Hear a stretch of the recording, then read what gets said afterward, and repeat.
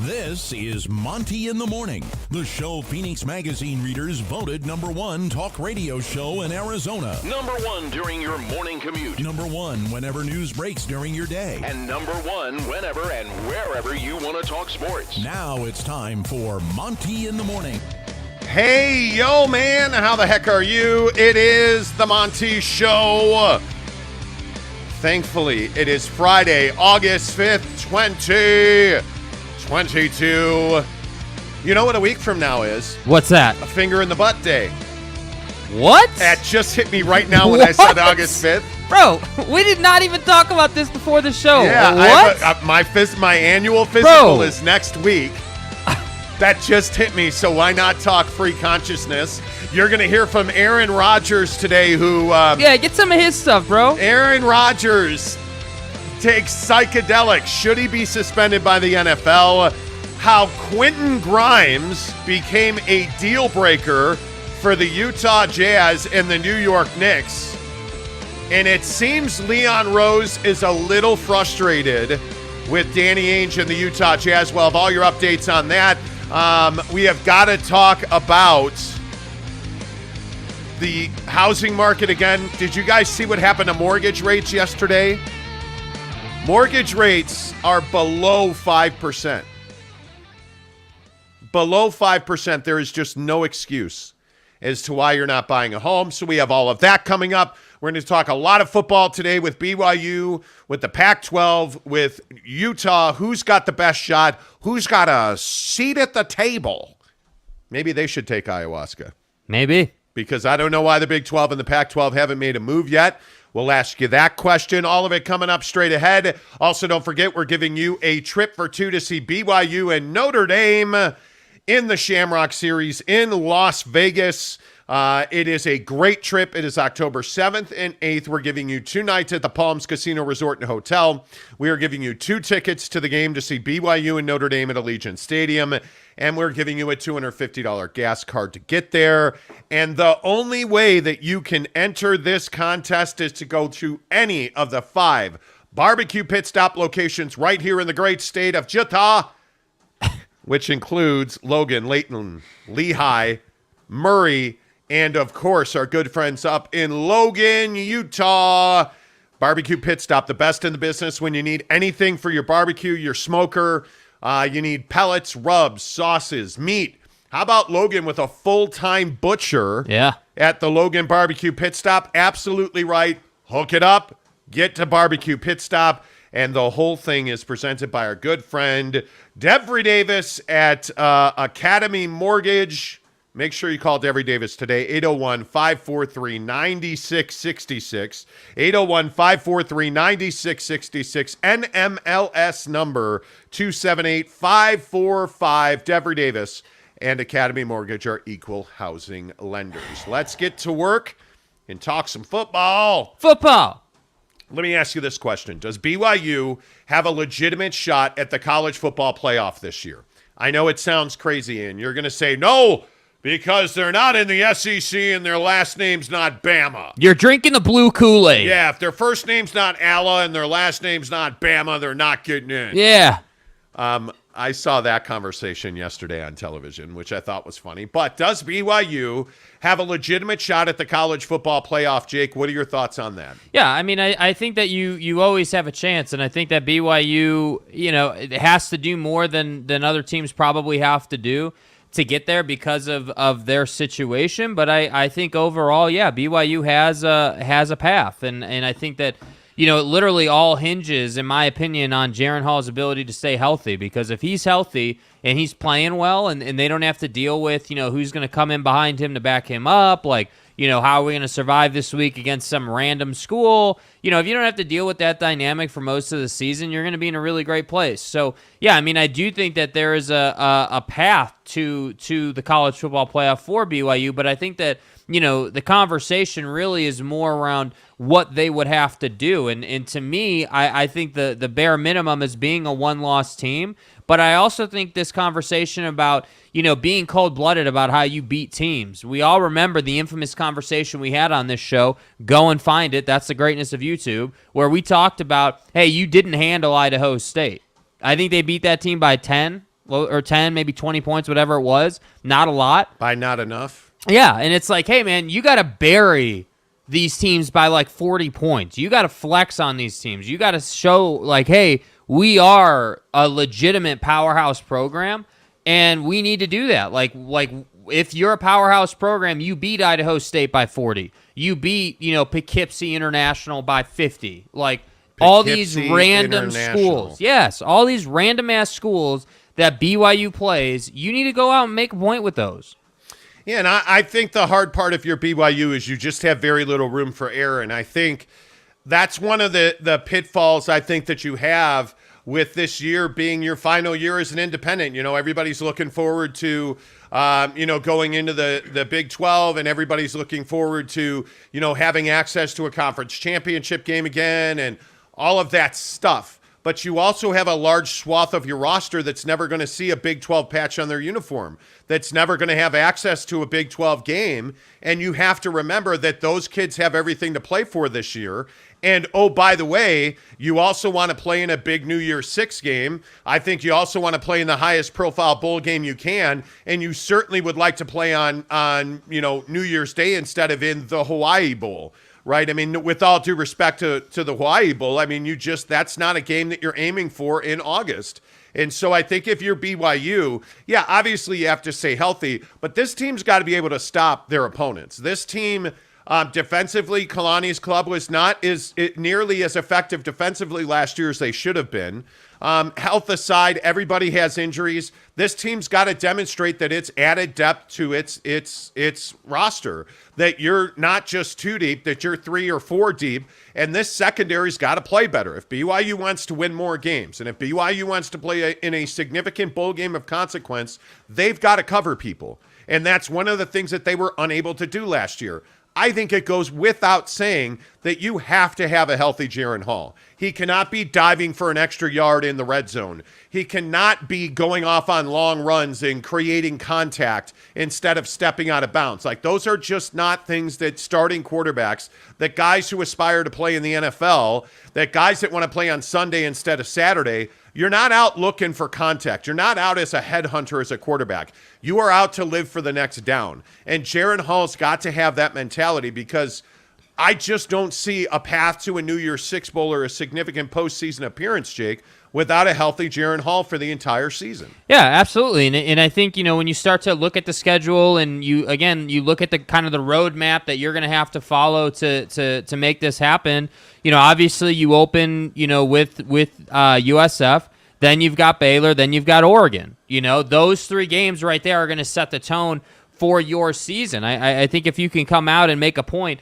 with Baylor, being that you lost that game last year and Jaren was essentially unwilling to run the football, and Baylor knew that, and you could see it. Like, I think that if you can beat Baylor, that's going to be a big deal for Jaren Hall's confidence. I look at Oregon; they're going to be good. That's going to be a primetime game on Fox. Like, that's going to be really important. But these other games that I want to point out, like your Wyomings on September 24th, your Liberties, your East Carolinas, your Utah Techs, dude, those need to be like I'm not even kidding, like 30, maybe even 40-point spreads. Like, you need to be pounding those teams if you hope to get into the college football playoff. Because I agree with you. I don't think, a one-loss BYU team is good enough just on merit. It's one loss plus saying, hey, we're in the news cycle literally every single week for what we're doing to these teams. Well, and I also think you have to remember offensively that you're losing a guy in Tyler Algier who was a historic performer for this football team. And obviously your win in recruiting with Chris Brooks coming to you when you beat out Notre Dame to Christopher Brooks. Like, he had every intention of going somewhere else, not named Provo, Utah, and he winds up wearing a BYU helmet. And I think that's absolutely huge for your program. But I think one of the other questions you have to ask yourself is, how healthy is this offensive line going to be? Because I think that's also been a huge problem. Harris LaChance has to play as many reps as he can possibly play this year, because he's that effective when he's in the lineup. And I think if you can get health up front, if you can get some semblance of a running game, anything that you're going to be able to do consistently running the football is going to make you a better football team. And it's going to make Jaren Hall a better quarterback, because I still maintain that the wide receiver room has plenty of weaponry. It has plenty of talent, plenty of speed. You have plenty of talent at tight end. You have every reason, if you can run the football and if you can keep a consistent core group of 7 offensive linemen who are locked and ready to go every single week, if you can have that, there's no reason that this team can't be a 1 or 2 loss team. With this schedule, you're not running the table. I mean, overwhelmingly, the odds are 1 to 2% maybe that BYU would go undefeated this year. Mm-hmm. Your schedule is just too difficult. So as you go through this year, I think if you're looking at BYU through an unbiased lens, I think you have to believe that this is a 1 or 2 loss team. And if everything breaks absolutely right, you could be a 1-loss BYU team, which puts you in position for a NY6 Bowl. Unless you don't lose through the entire season, BYU does not have an opportunity to go to the college football playoff.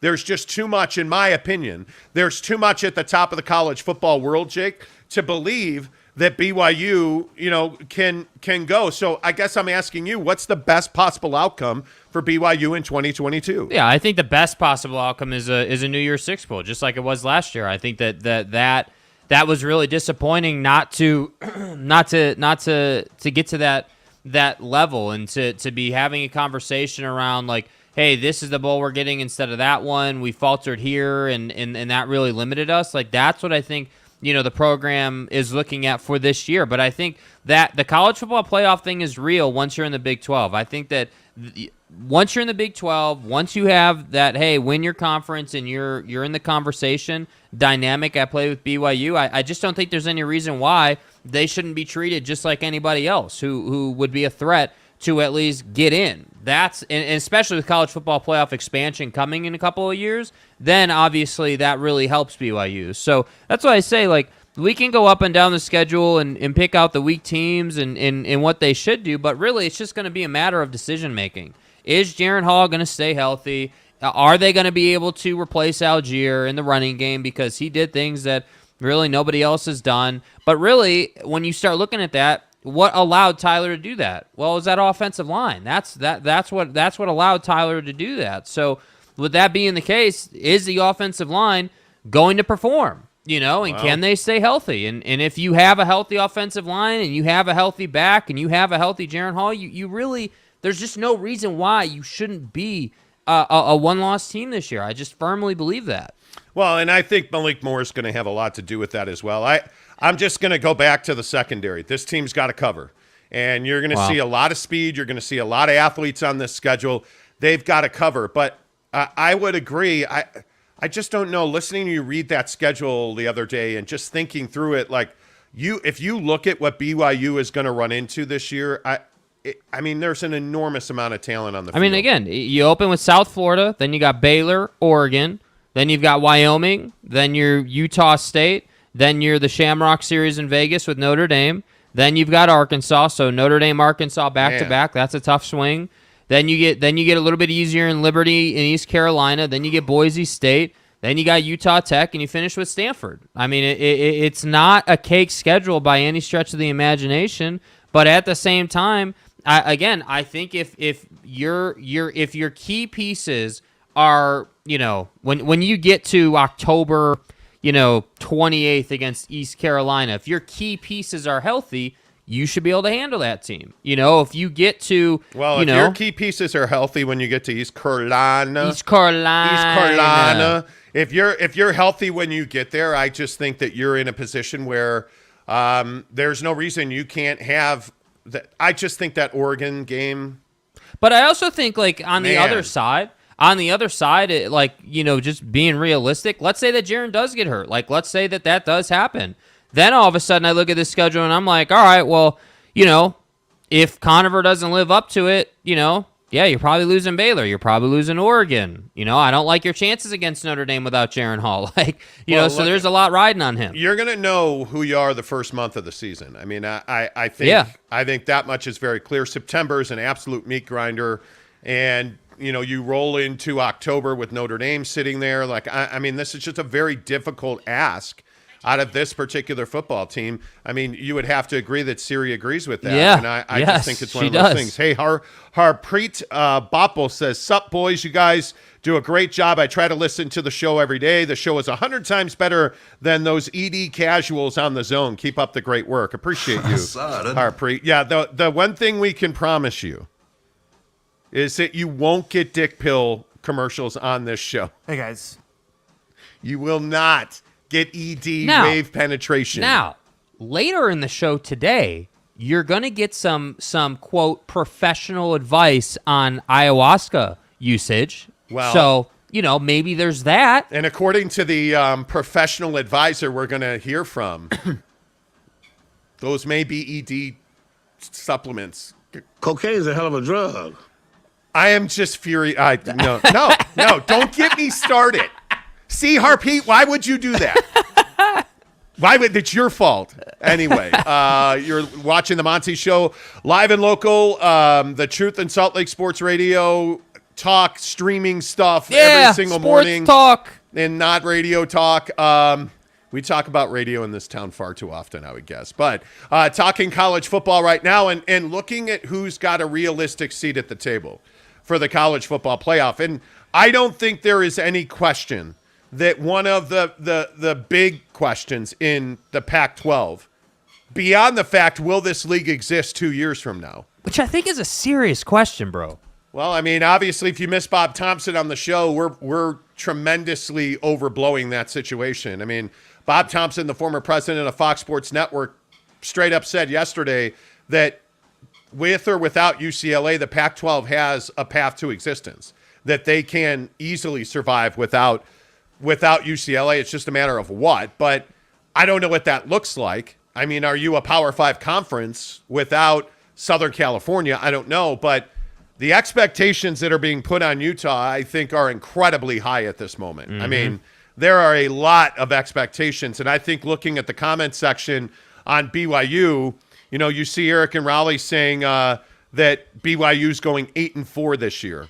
I mean, they certainly could lose 4 games. There's no doubt about that. I mean, that's definitely a possibility, and that's why I say, not to be repetitive, running down the schedule, but I do think, the way the schedule works and the way you're going to have to, go through this thing, yeah, there's a real possibility of that, because I could see, I could see, okay, you win in Tampa against South Florida to start the year. I would expect that. Frankly, I would. It'll be a tough game, but I would expect a win there. But then I could see Baylor, Oregon. I could see you sustaining some injuries in those 2 games that are gonna make it a lot harder to beat Wyoming and Utah State handily. I could see that. So you look at that and you say, okay, win September 3rd to start the year. Lost September 10th against Baylor. Lost September 17th against Oregon. Okay, you're 1-2 heading back home to Provo to play Wyoming. Even if you're injured, I'm taking BYU over Wyoming. So now you're a 500 ball club heading into Utah State at home. Utah State at home is a win, but I can tell you that's a very physical game. Utah State always brings it. So let's say you go 3-2 heading into October, heading into Notre Dame. Can you get healthy for Notre Dame? If you're healthy for Notre Dame, let's say you win that game somehow. Well, right? I don't. There's no such thing as getting healthy for Notre Dame. Well, I mean, if you're banged up going into Notre Dame, but if Baylor gets hurt against Baylor and has 3 weeks to get ready for Notre Dame, then what do you think your chances are? I mean, you know what I mean? If you have guys getting injured, and I mean that Baylor game's at home. Yep. You should be healthy coming out of Baylor. I mean, you're deep enough that you should be healthy. If Jaren's healthy, I mean, the offensive line, I mean, if we're being honest, your issues are going to be linebacker and offensive line health. Those 2 things and development in the secondary. Those 2 things are likely the biggest deal. But to Eric's point on 8-4, I don't see 4 losses on the schedule. I don't. I think you're going to win that Baylor game. I think Provo is a very difficult place to come and play. BYU's going to have revenge on their mind. There is no question about that. And if you listen to and look at and just, how should I say this delicately? If you peruse Jaren Hall up and down with your eyes, he looks like a quarterback who's ready to play. He looks like a guy who's built his body. That was probably too much. That's an honor code violation. But anyway, the point is, Jaron Hall looks like a guy who's built his body. He's worked really hard. So to Eric and Raleigh's point, I don't see 4 losses on this schedule. I mean, obviously Arkansas is not a game that you're just going to throw out, nor is Notre Dame, nor is Oregon, nor is Baylor. They're going to win 2 of those games.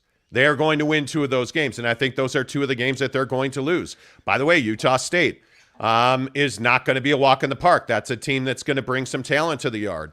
And as BYU knows, that is oftentimes one of the games that's a trap game, a pitfall. But again, remember, that game is a Thursday game, I want to say, at home in Provo.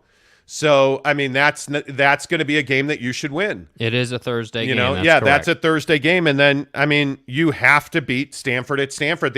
That last game of the year is going to be another one of those games. And this is why I say, see what I did? This is why. This is why I say that when I look at BYU and I get to that November 12th bye week game, that's very difficult. To not have a week off and to run the table through November 12th with this schedule is asking an awful lot. It's asking an awful lot. And I think you're a 1 or 2 loss team, and that Stanford game is likely going to write a large part of the script on your season. And that's why I say I think you're a 1 or 2 loss team and potentially 3 at Stanford. So to answer the question, can they get to the college football playoff this year? Probably not. Probably not. I mean, being realistic. Neville93 says good morning. Kurt Myers says morning. What's up, Kurt? Eric and Raleigh says, he also said you're late to your own show, casuals. We were right on time today. We weren't late. We are always on time. Cody Strickland says good morning. Kenai Johnson says top of the morning. M. Alvarez says good morning. It is what it is. Kate Chrislieb says, good morning. Stupid weather made it hard to wake up this morning. Caffeine is a must-need today. Dude, tell us about it. Cheers, Tell Cade. us about it, all right? Yep, all right, here we go. I'd pour some out for you, Cade, but I need every drop. Teddy Wayman, yeah, I agree. Teddy Wayman says, morning, guys. Aaron Rodgers is a joke. Should we just play this Aaron Rodgers? Let's just play the Aaron Rodgers. You know what? You know how I feel about this? It's Friday. It feels like Friday. So we're just going to do this thing. We're going to do this. Okay, so Aaron Rodgers went on a podcast on some bro that I think has 2 subscribers. I don't know the podcast. I have no idea. We couldn't find the name of it. Yeah. Honestly, Aaron Rodgers is ridiculous. And I'm just going to play this. And all of the drops that are in this video, the self-love and forearm strengthening and growing that is in this video, I just want you to enjoy your Friday by listening to Aaron flipping Rodgers. To me, one of the core tenets of your mental health is that self-love. And that's what ayahuasca did for me, was help me see how to unconditionally love myself. And it's only in that unconditional self-love that then I'm able to truly be able to unconditionally love others. Mm-hmm. And what better way to work on, for me and this is my own belief, but what better way to work on my mental health than to have an experience like that? I mean, the greatest gift I can give my teammates, in my opinion, is to be able to show up and to be someone who can model unconditional love to them. Yeah. I mean, obviously it's important I play well and show up and lead and all that stuff, but they won't care about what you say until they know how much you care. Okay. I thought those kind of activities in an NFL locker room were illegal. I'm not trying to be cryptic. So wait, let me get this right. You went on a podcast and admitted that you used what is an illicit psychedelic drug. It's a tea. Oh, excuse me. You went on a podcast and admitted that you drank tea that had illegal drugs in it. Yeah, I've been immunized. Or at least... What is this guy doing? Self-love? I want to learn to love others better by loving myself. Look at the size of my forearm. Trust me, I've tried.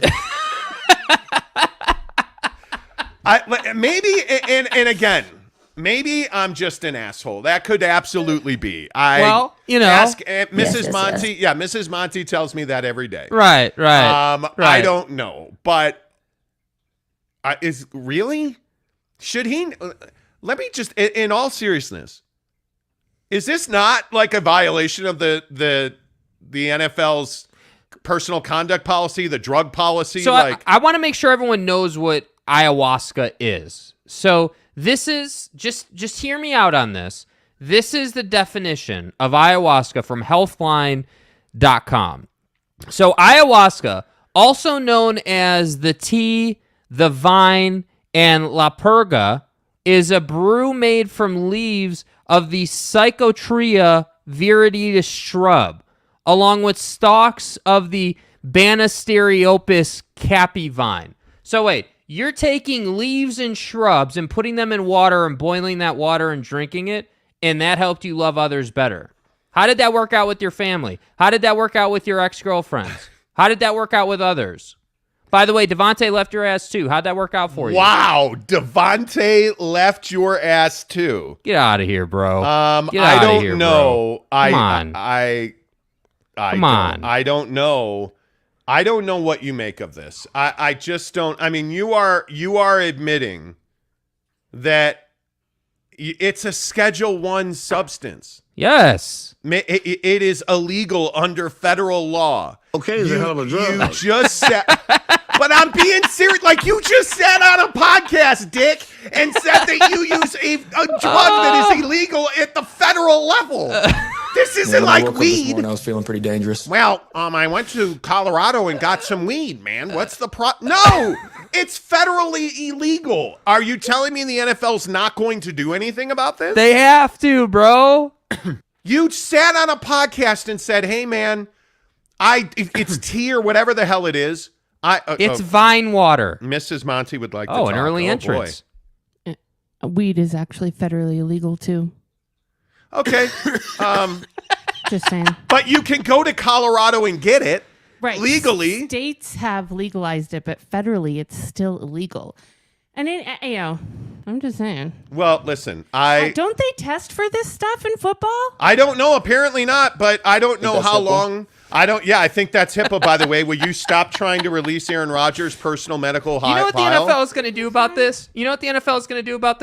Absolutely nothing. No, they're gonna suspend Aaron Rodgers for longer than they will Deshaun because Aaron Rodgers used ayahuasca. That's what's gonna happen. In all seriousness, for the 3 minutes that we're serious on this show today, it's a Schedule I. Yeah. And what is it? I just want to make sure everyone knows what that means. A Schedule I basically means that it is a federally regulated drug.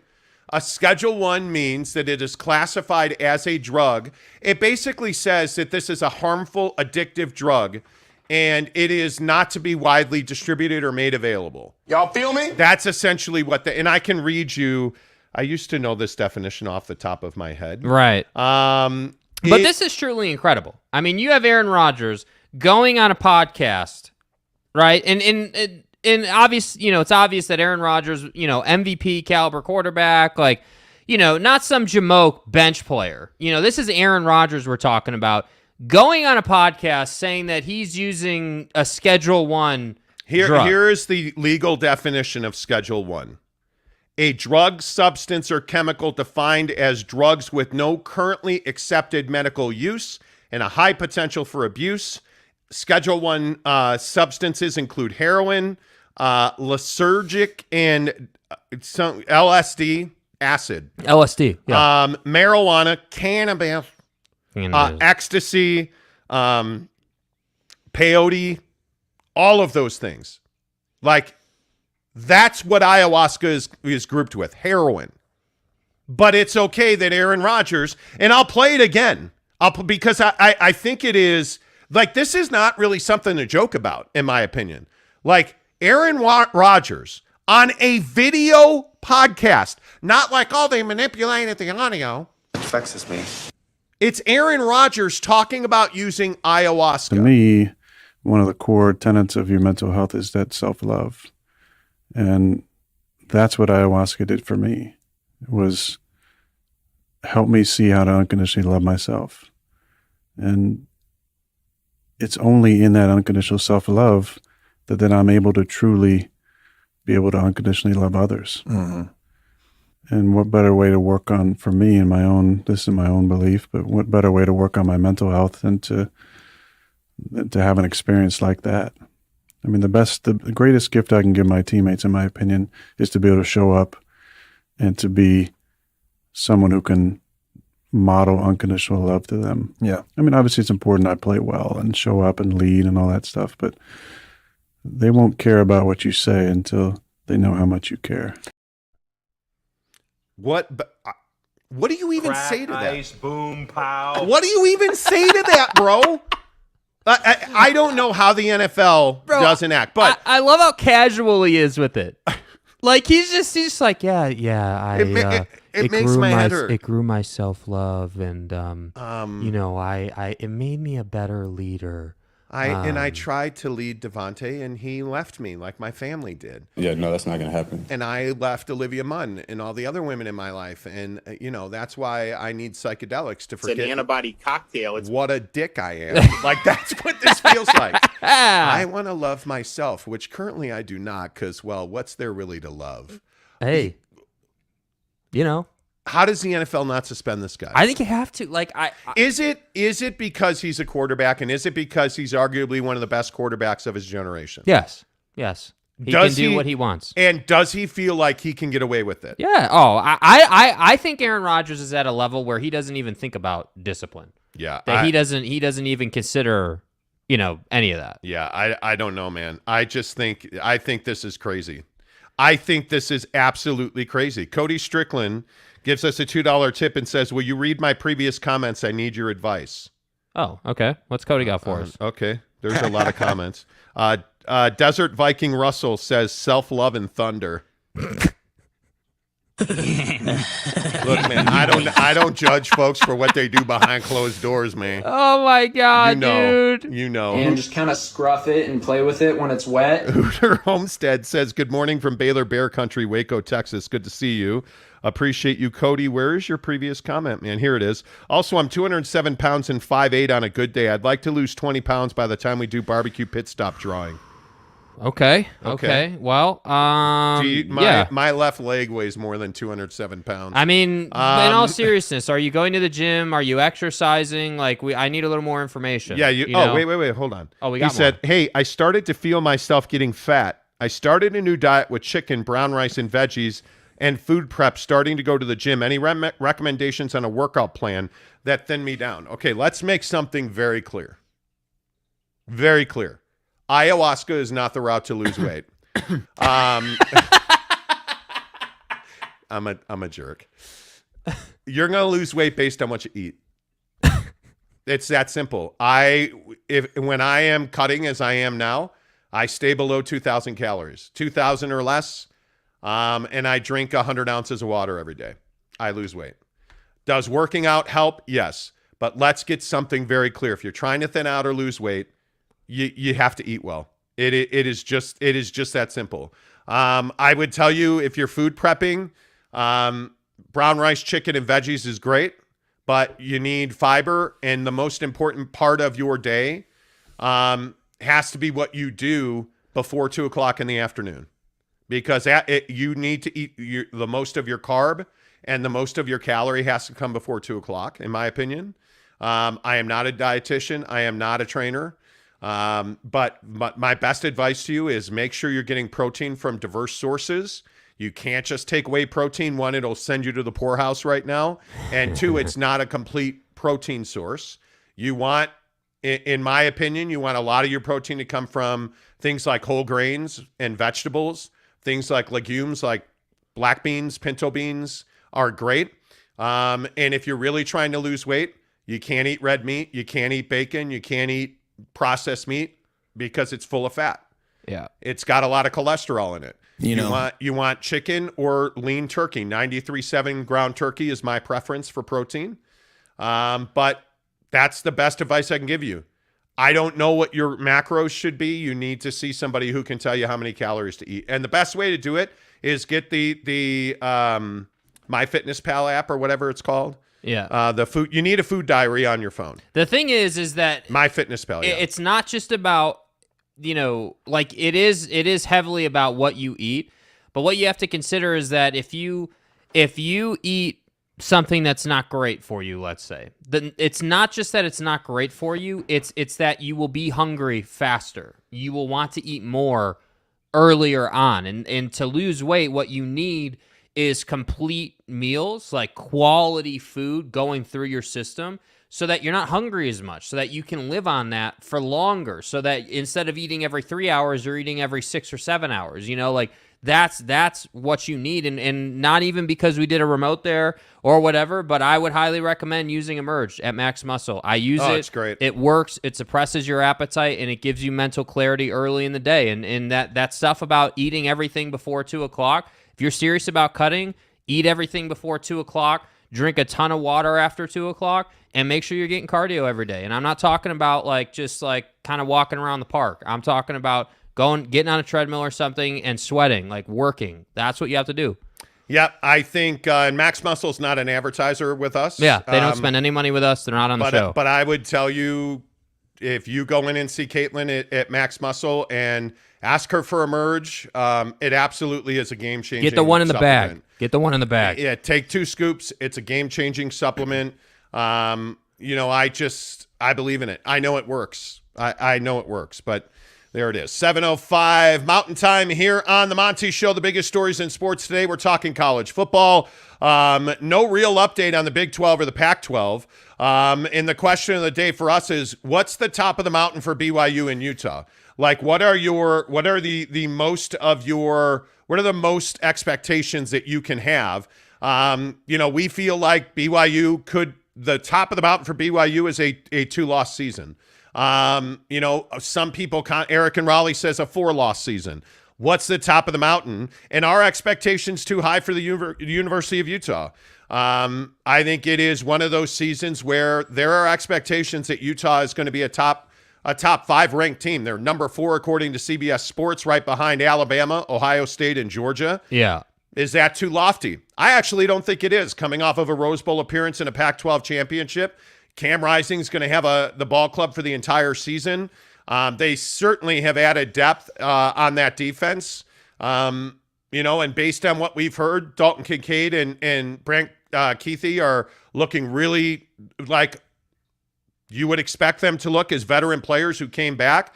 And I'm excited to see how they use Brant Keithy. I'm excited to see can they run the football again, the way that they did last year. Who's going to step up at wide receiver? Like, you have all of these options. So I actually don't think it's too high. Well, and I like where Utah's at mentally right now. If you've been paying attention or following it, there's been a lot of noise about how they understand. Yeah, we've got Florida week 1. We don't have time to roll out and be mediocre the first 2 weeks and make stupid mistakes and turn the football over. Like, we got to get it going right now. And I like that I'm hearing that. And by the way, Hooterville Homestead tips us $4.99 and says, in case you missed it, Waco, Texas is Petticoat Junction, and I can prove it. Step out my back door, and there is the Hooterville Water Tower. Okay. I mean, I don't, it's fine. Let's see what Calvin Vincent says. 2 overweight people giving advice on weight loss. Well, one, I would say I would not call Jake overweight. Am I fat? Yeah, I'm fat. Absolutely. Could I lose 40 pounds? Yes.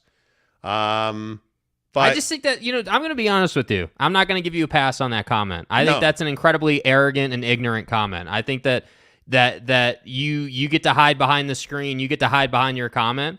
And you're going to sit here and say 2 overweight people giving advice to each other. I think it's an absolutely ridiculous take. I think that you have no idea what health is. Just because you think that he's overweight, can you bench 225? Can you cut? Can you do the type of cardio it takes to lose weight? What kind of shape are you in? Like that. That's why I say I just don't. That's my one big issue with the fitness industry and in the gym culture and what I see in the world. There's way too much judgment. How are you going to knock somebody for being accountable to themselves and saying, hey, yeah, dude, I know you guys are doing this barbecue pit stop thing on the 17th of September, and I know that today is August 5th, which gives me just over a month to lose about 20 pounds, which is totally feasible. Totally feasible. How are you going to knock somebody for doing that? So I don't appreciate that comment at all. Yeah, and I think Calvin Vincent's perspective is what's wrong with the fitness industry, frankly. I mean, and it's what social media has become, though. I mean, people tend to believe that they can say anything they want and there's no repercussions. You know, Calvin, I mean, I don't, if we're just two fat guys giving terrible advice, what are you doing here? Yeah. What are you doing here? Like, we have a community here, bro. Yeah, why do you watch our show? Like Cody Strickland has been listening to this show for, I mean, I don't know how long. It's been a long time. You know, I think it's been at least over a year already.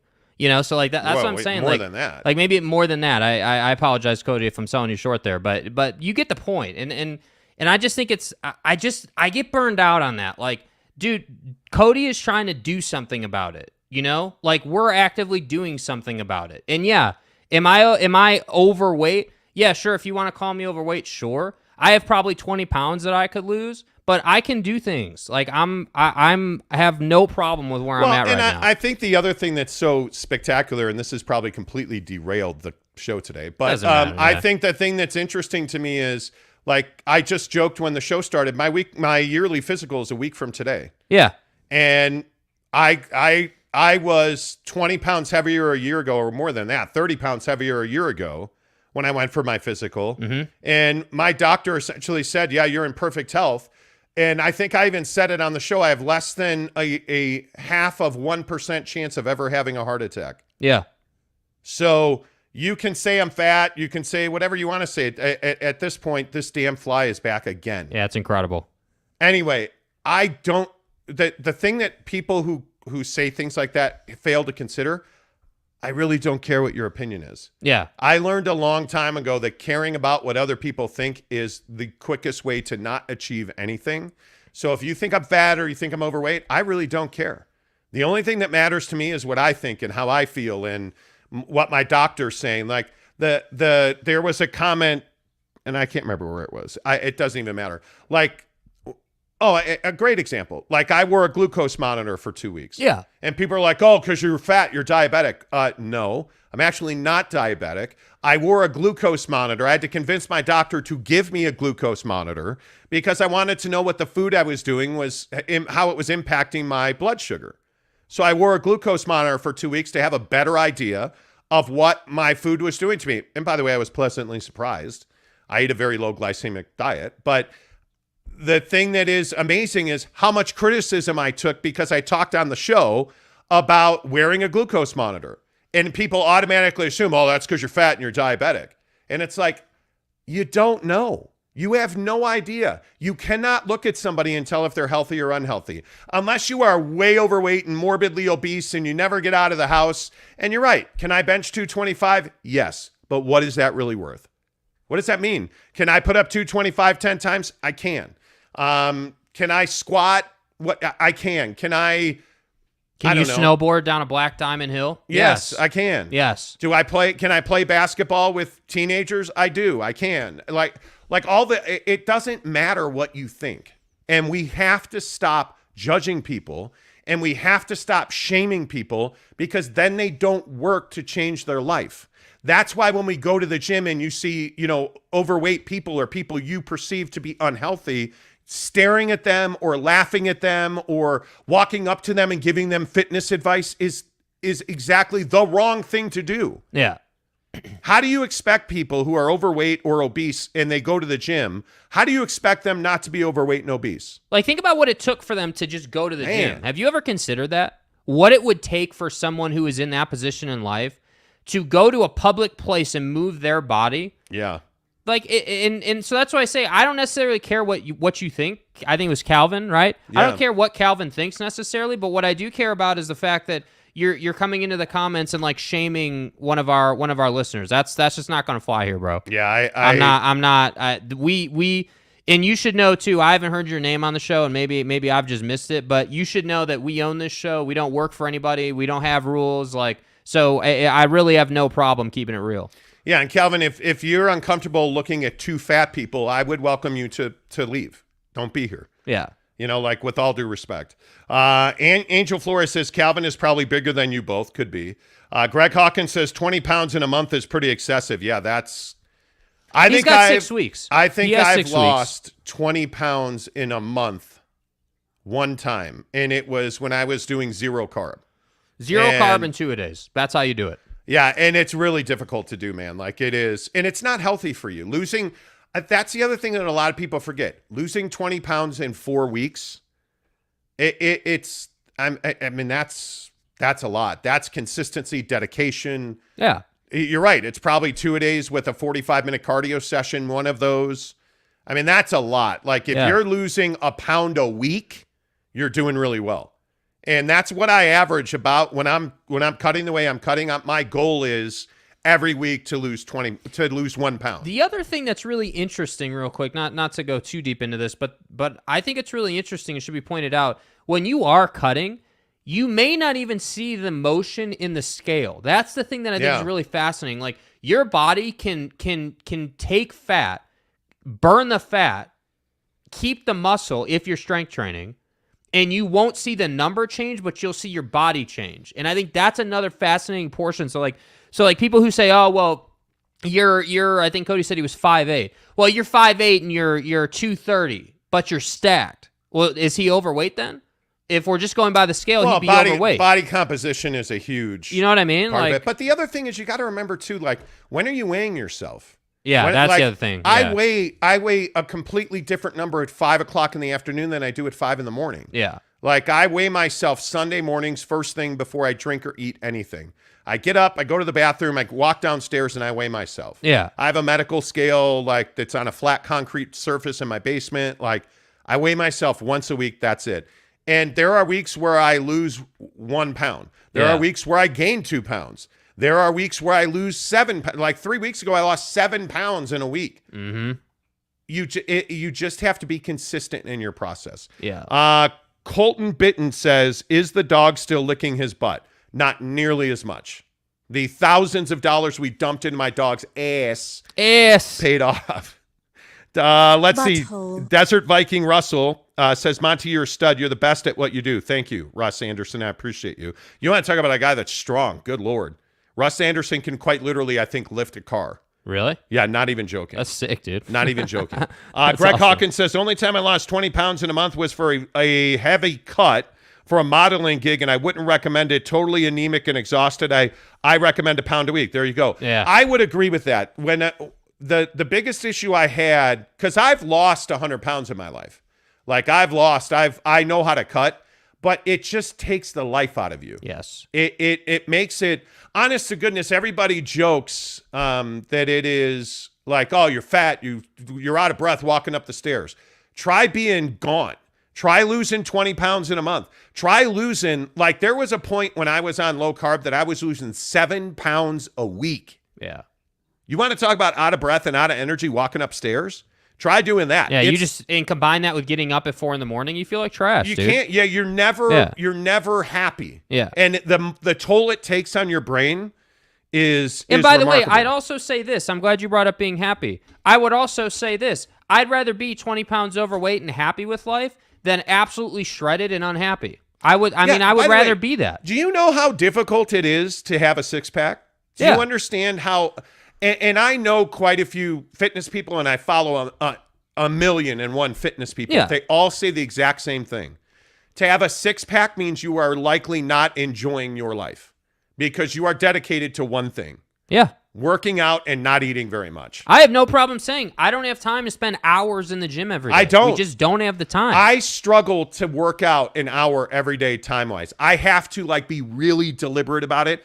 I get up at between 4:20 and 4:30 every day, and I am in bed by probably 9:30 at the latest, or I'm a zombie the next day. Yes. I am right now, the window that I work out in is between 1 and 4 o'clock. And if I don't get it in that window, and I have a Peloton tread and a Peloton bike in my basement, and it is a matter of making the time. It's not the easiest thing in the world. Greg Hawkins says 1 pound a week is 52 pounds a year. That's a huge difference. Massive difference. Yes. Do you know what your body, the pound per square inch of pressure, the PSI of pressure in your knee, ankle, and hip joints on 52 pounds is?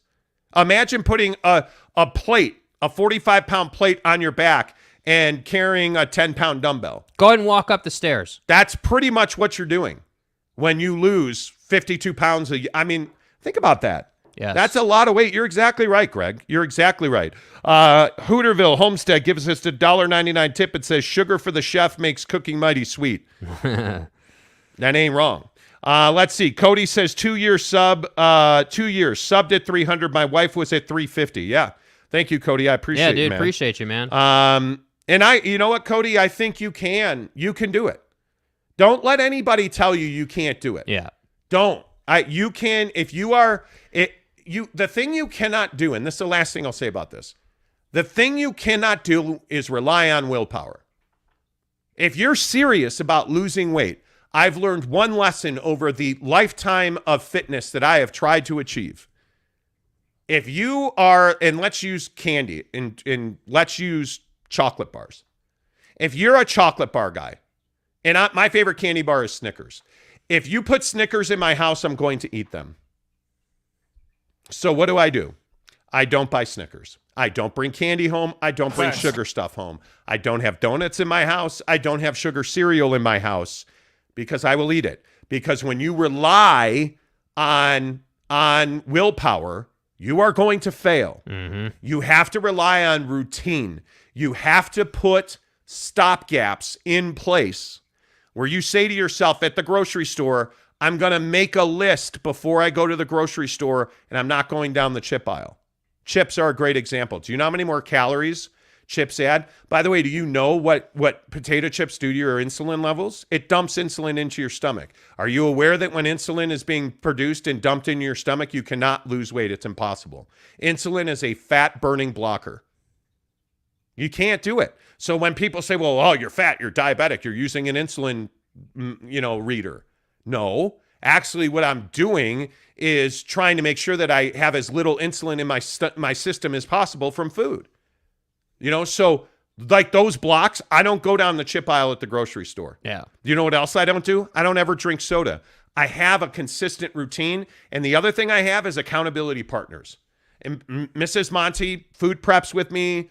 We grocery shop together. She is my no person. You have to have accountability partners. Yeah. And what I'd also say too, and I don't mean this in any type of negative way, like, for us, the thing is time. So like because of what we do, each day is different. If you're somebody who has it a little bit easier from a time perspective, like just as an example, if you know that you're working the 9 to 5, you shouldn't be getting up at 7 to go to work. No. Like you should be getting up at like 5, going to the gym, coming home, then going to work. Right? Like that's the type of schedule you should be running. You will feel better, you will perform better, you will sleep better. Like that's what you have to do. And and we're just going to keep talking about this, I guess. Don't get on the scale.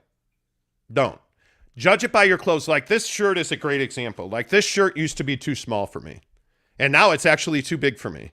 Like it is, you're going to notice things like that. You're going to notice your pants fit better. You're going to notice you just feel better. Yeah. That's the measure of whether you're successful or not.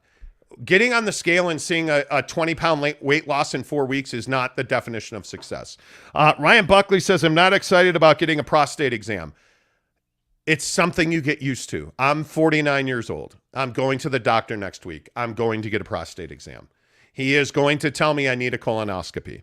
I didn't get a colonoscopy last year because, frankly, I'm scared of it. And you want to talk about weight? There's something called BMI, body mass index. Because of my body mass index, my BMI, I have to take full anesthesia to get a colonoscopy. And that scares me. So I didn't get a colonoscopy. And I asked my doctor about it. We talked about it. My doctor's great. I go to the U over in South Jordan.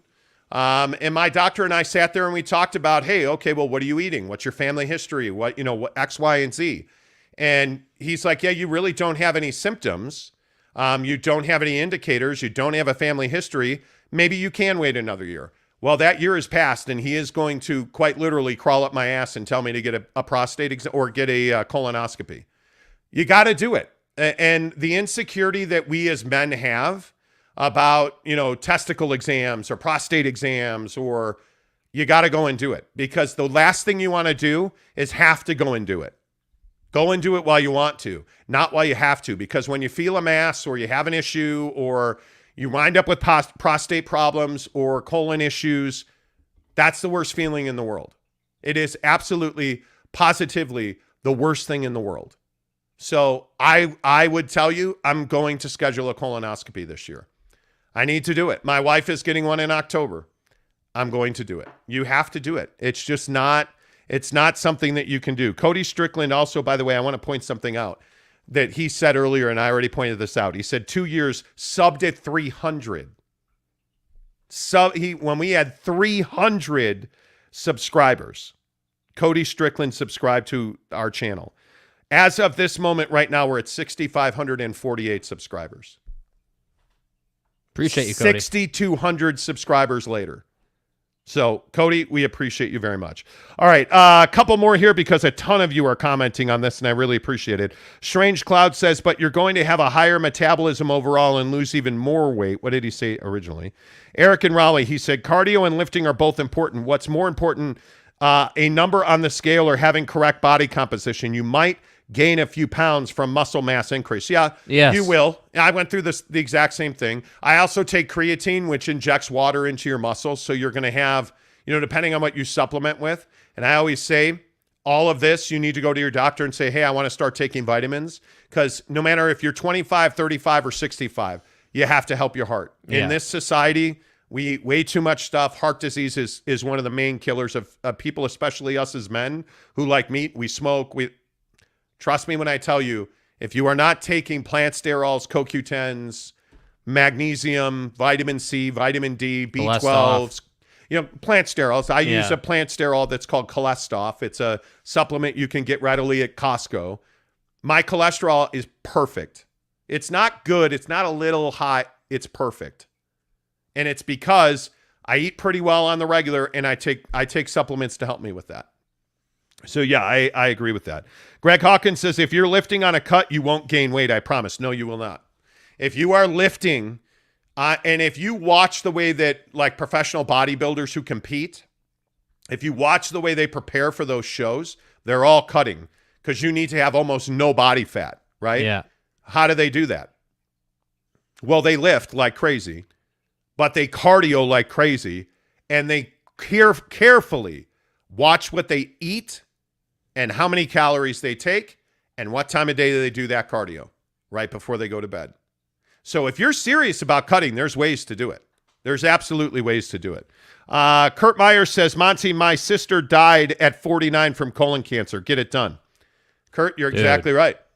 You're exactly right, man. There's just no... Everyone's day is coming. It's just a matter of what you're willing to do to push that day off. And it's funny, we joke about pooping, and look at your poop when you poop. Yeah, dude. Look at it. Turn around and look at it. And hopefully you're celebrating it. But turn around and look at it. It's something to pay attention to.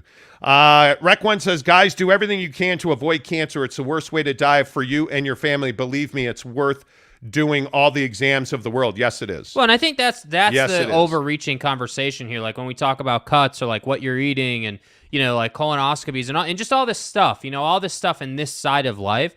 That's the biggest thing. Eating well is not a diet. And I know that this has been talked about a ton over the last decade, but it gets kind of real when you start realizing, yeah, man, like I can't just eat whatever I want. Like, and I know that when I'm super hungry at night and it's a Friday night and I go out and eat that, Saturday morning, I got to go work my ass off, bro. Like if I get out of that regiment, if I get out of that routine of, the oatmeal in the morning and then either the bowl or some form of Chipotle probably for lunch. And then that third meal is super important. So when you're cutting, like you have to be very disciplined. And hopefully, I don't know, Cody, but hopefully the wife is working with you. Hopefully that's what you need. You need that person to say, hey, you got to do this. Well, and Cody, I'd be happy to join you in a cut. How about that?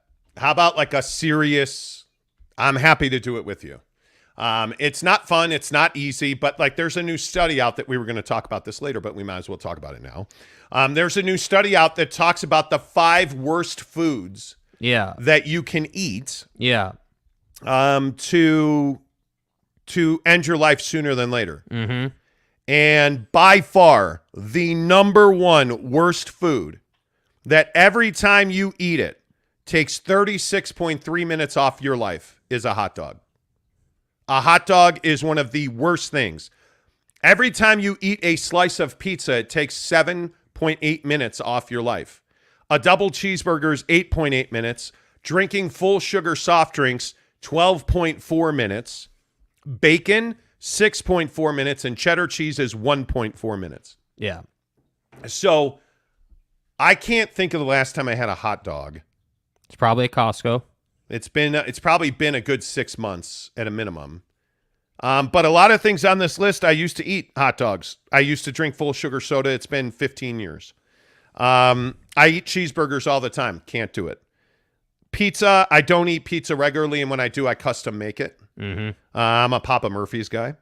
I never eat bacon, ever. Yeah. I don't eat cheddar cheese very often at all. Well, I think the soda thing on this list, so the soda thing, and this particularly pertains to cutting, and I think that like lifestyle shift, if you will, we cut out soda, man, like probably 12 years ago now. Like, not exact, like it was in Walnut Creek. 2011. So we were sitting in McCovey's in Walnut Creek, California, and we said, hey, this is a lot. We're going to cut out soda. And at that time, we were like, hey, we're just going to do like 6 months. I can't remember. We set some arbitrary timeline on it. I remember we were trying to get in shape for snowboarding season. It was like August. And we were trying to get in shape for snowboarding season. And we said, yeah, you know what? We'll stop drinking soda. And I used to drink diet soda at that point. And the last soda I had was at McCovey's, and I'm pretty certain it was a Diet Dr. Pepper fountain soda. God damn, it was good. And it was good. And I have not had soda since then. And it has made a huge difference. I totally think it's the reason I'm not diabetic. I think it's the reason I don't have cholesterol and insulin issues, because I don't drink soda. Yeah. I don't drink. Generally, as a rule, this is the only calories I drink, is a Rockstar Recovery, and it's got 2 grams of sugar in it per can. And it's not carbonated. And it is not carbonated, correct. That's the only sugar I drink. I don't generally drink. I will occasionally have a little bit of lemonade, but if the only other calories I can think of that I drink is a protein shake. Oh, dude, ayahuasca. See? Ayahuasca. Yeah. Why, Aaron Rodgers? But yeah, I'm a big believer in not drinking your calories. Okay, real quick. Here is the food that is good and adds minutes to your life. This one's a little questionable. They say the food that adds the most minutes to your life is a peanut butter and jam sandwich. Hell no. Notice they didn't say jelly. And it is talked about in this article, specifically whole fruit jam. And they didn't specify what kind of bread. Come on, man. If you're a white bread, or if you just go and get a package of bread that says wheat bread, it's not good for you. I personally do not eat bread very often. Another thing we cut out. Maybe once a week. And it's usually on a cheeseburger, which means I won't be eating it. But I don't eat bread on the regular at all. All my grains come from oats. So my wife usually makes me oats for breakfast every morning. She'll make me yesterday it was whole cherries. You pit the cherry, put it in your oatmeal. Excellent. She'll use almond butter. So I never eat peanut butter either. Never. I never eat peanut butter. It's always almond butter. But generally I don't eat those. Number 2, baked salmon. Love it. I'm a bit of a salmon guy. Number 3, bananas. I probably eat 5 or 6 bananas a week. Tomatoes. Love tomatoes. I'm a huge tomato guy. Not a tomato guy. I'm a pico guy specifically. Number 4 is avocados. Yep. I don't eat whole avocados often.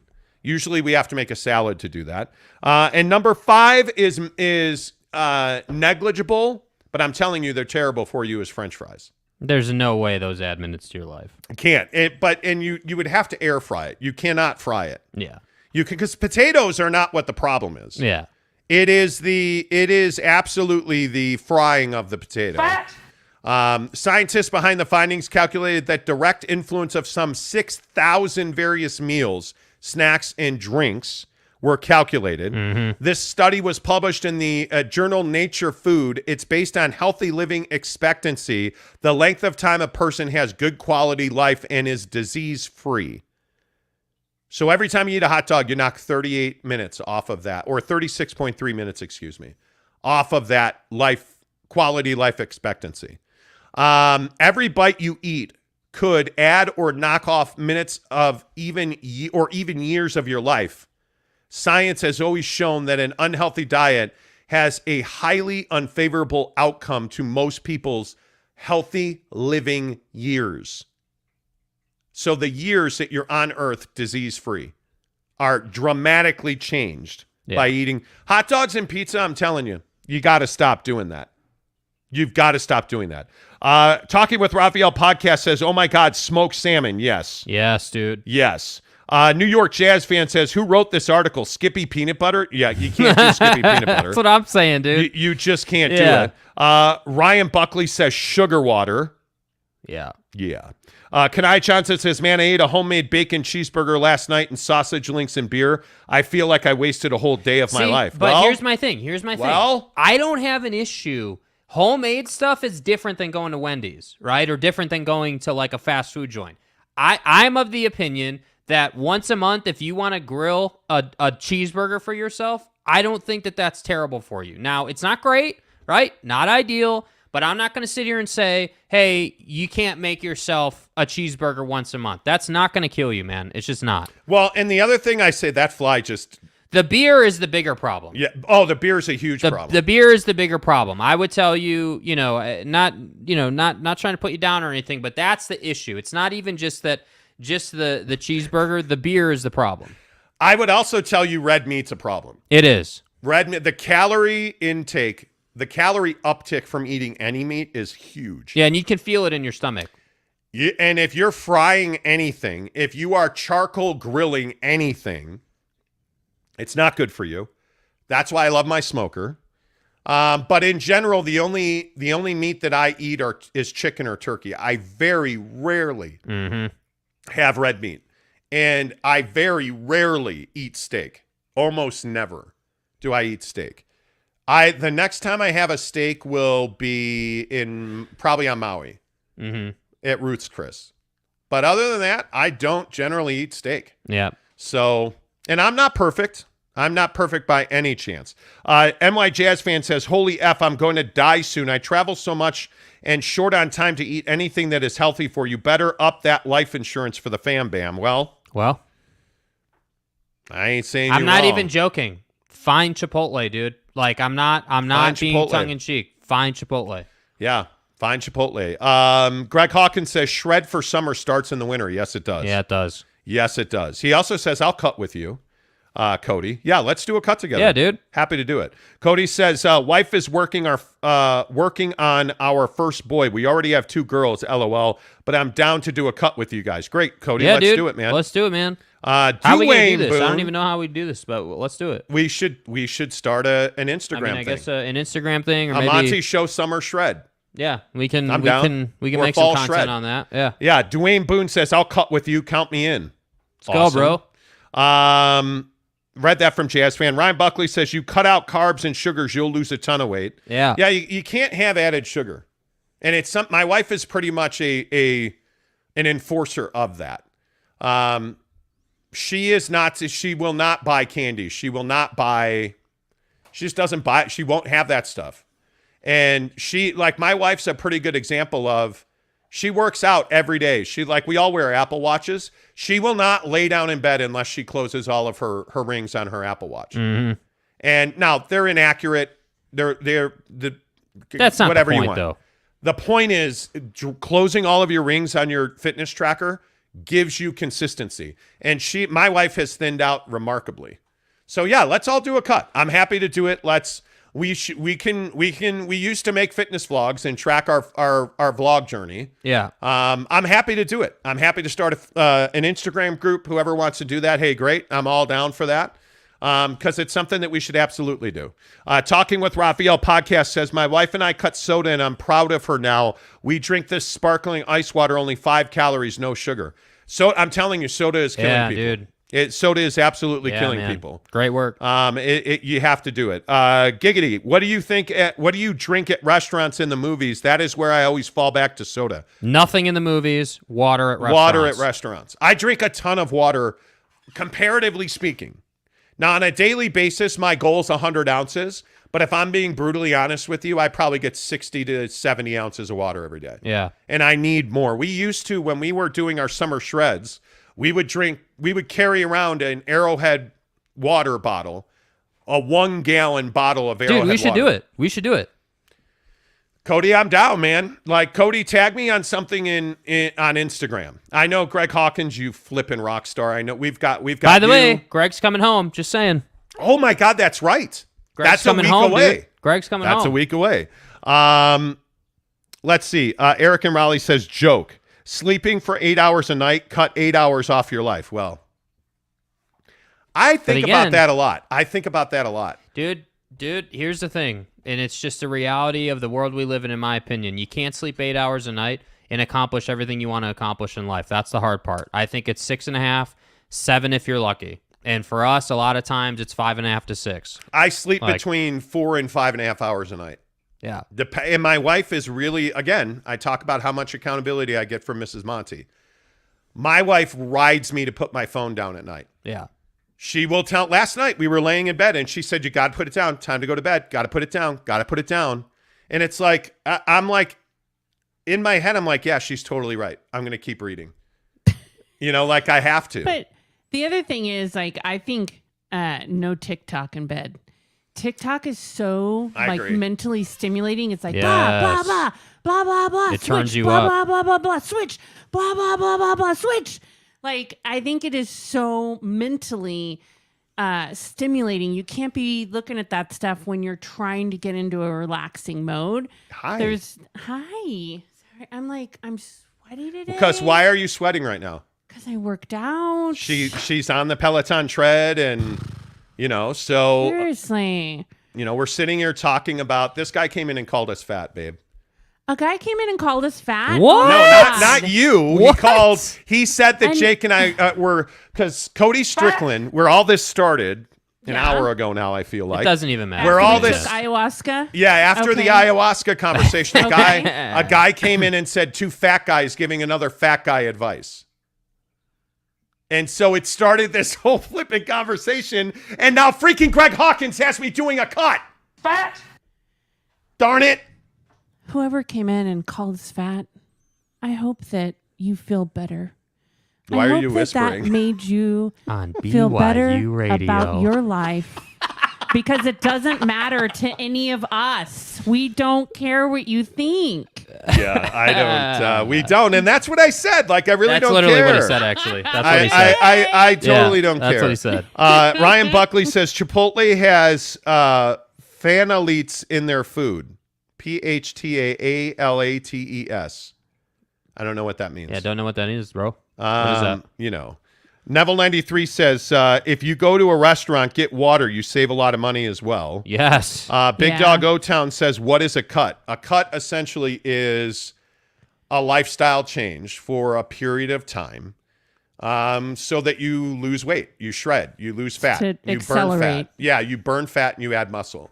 Yeah. And frankly, it's overdue. We've been talking about doing it for a long time.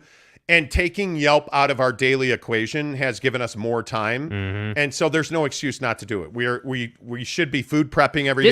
Here's the thing. This is our first full week without working at the Yelpatory, and we're trying to find our rhythm. We're trying to find our groove on the day to day, and that's been more of a challenge than I thought it would be. But I think that, because here's the thing: if we can get to the gym at like 3:30, it's nice because it's not super busy. Like, there's a lot available.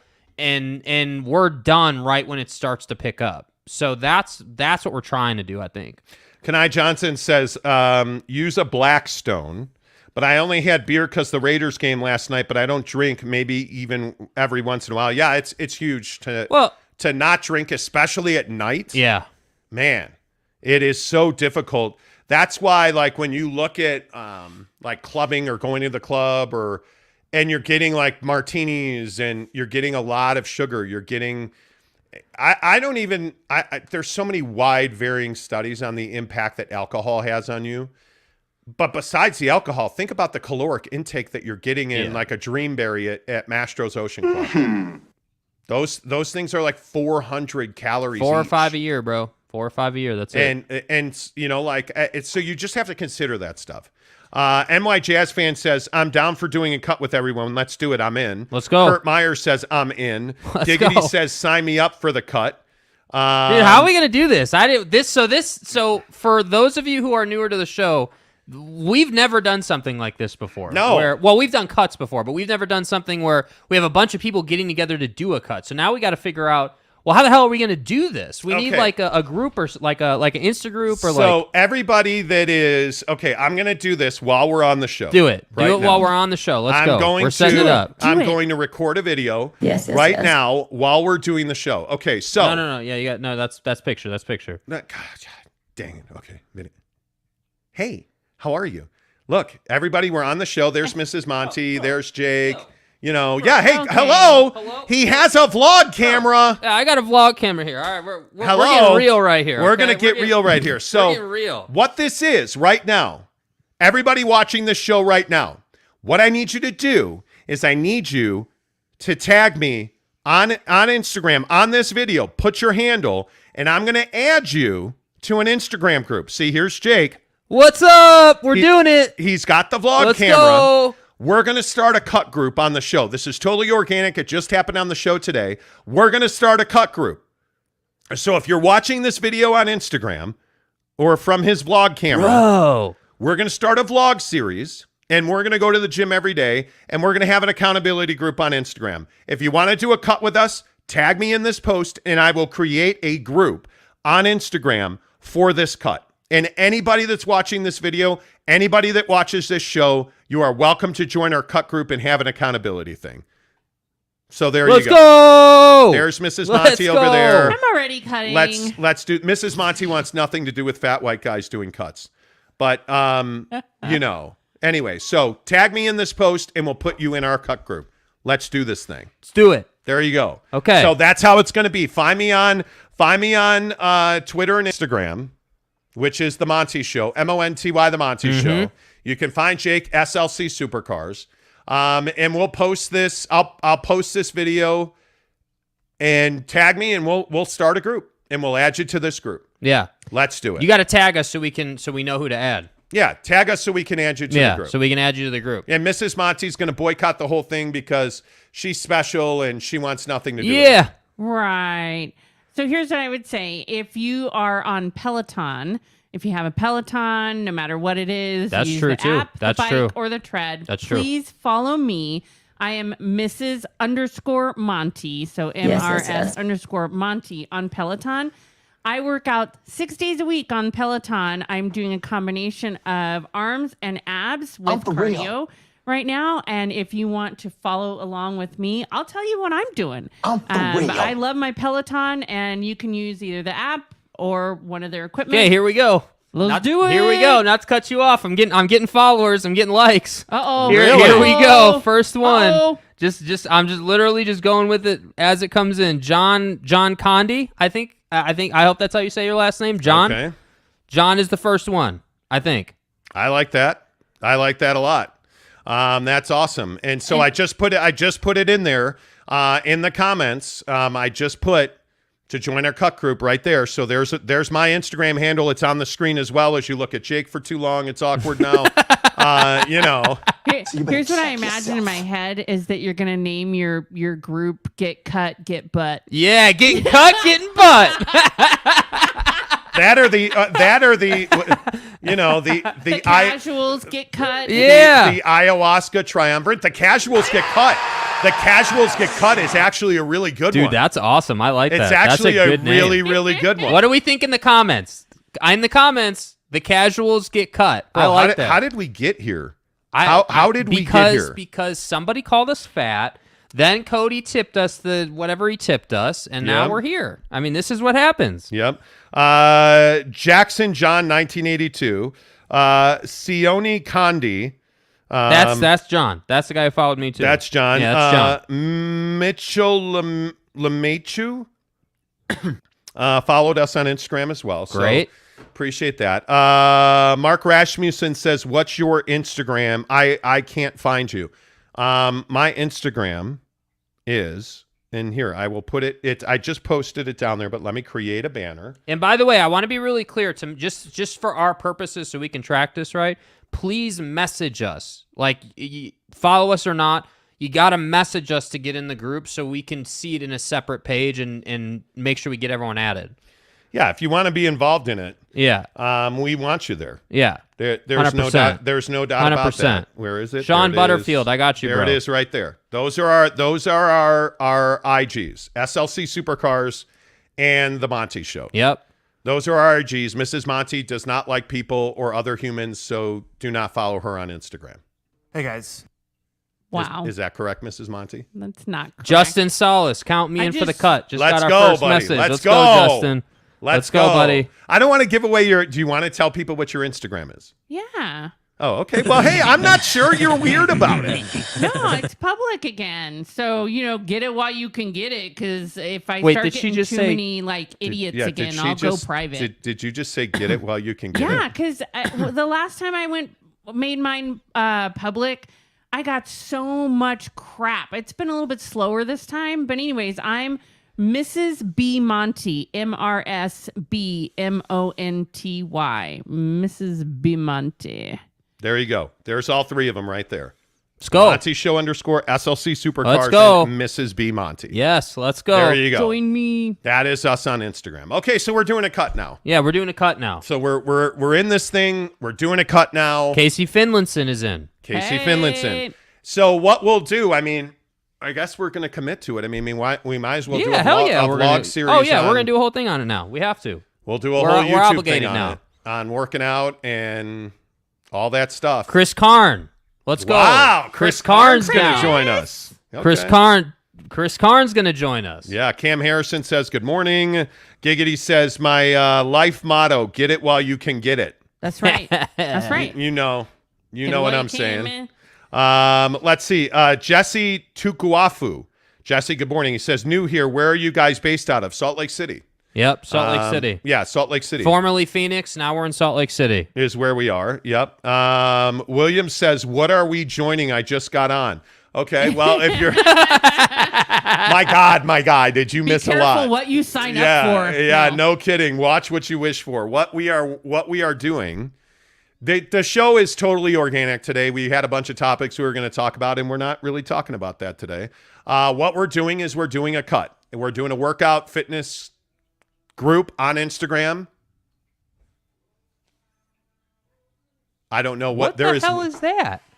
Alexa, I think, is playing music. Alexa, stop. There is weird music. There's Bro, like monk chiming going on monk singing going on in my house. Anyway. John Condi is the big Mugamba. The big Mugamba. Let's What's up, go. John? Let's go. But what you can do, what we're doing here, William, is we're doing a fitness group on Instagram, and we're all going to cut. How long, by the way, is this cut? Do we want to do? Till Hawaii. Till Hawaii. Yeah. So a 6-week cut. Well, so for us, it's going to be till the beginning of Hawaii because we leave the 4th. September 4th. But how about we can continue it in Hawaii. You want to do it in Hawaii too? We'll continue. How right, about we'll do it in until Hawaii. October 1st? Okay, October 1st. How about from today until Yes. October 1st? October 1st. We will start a playlist on our YouTube channel that will be the Casuals getting cut. Casuals getting cut. I love it. That'll be the name of the YouTube series. Yes. And you know what? If you send us Instagram videos, and I want to put this out there into the universe right now. Yeah, do it. It's a public group. If you want us to use videos of you working out in this series, send them, put them in the Instagram group, and we will include them in our vlog series. Understand, if you put videos on our Instagram, we're going to use them. So if you want to put workout videos, if you want to put your food videos, whatever you put in the Instagram group, or you tag us on Instagram in, we will use those. Yes, we will. Understand that. Yep. So we'll do the whole thing. That's, William, what we're doing. William says, badass, I'm down. I weigh more than I ever have, and good thing I ate my donuts last night. Exactly right. Exactly right. Renee Rocha says, okay, cool. So we're going to Hawaii. I'm down. Mrs. Monty's birthday is September 5th. That's right. And my sister-in-law is getting married September 4th. So our Hawaii trip is we're going to Kona Then we're going to Maui. But what did Mrs. Monty, what did you say to me that you want to do? You want to get back to doing what we used to do in Hawaii? Yeah, we used to do beach workouts. Damn, that's right. I forgot about those. We would do, different functional movements, and then we're constantly active while we're there. So, but we also have the second week we'll have access to a gym. So the first week is going to be all outdoor. It'll be outdoor functional movements. What can you do without a gym? Oh, you can do everything. You can do everything about it. We're going to be lunging. Yep. We're going to be doing a lot of upper body, lower body. We're going to be in the water a lot, snorkeling, but also hiking. Walking. And get your steps in. Yeah, it matters. It absolutely matters. Brett Robbins, by the way, says buckets o cut. Buckets o cut. I like. Okay, I need a vote in the comments now. I just want to make sure everyone's on board with the name. We've got cutting with casuals. Buckets o cut. I love it. That is an awesome name. Buckets o cut. I love it. Cody Strickland says, I don't know how to join the Insta group. I'll create one. We got to make it. I'll create one. And Greg sent us both a DM, so I think we might be able to add from there, but however you want to do it.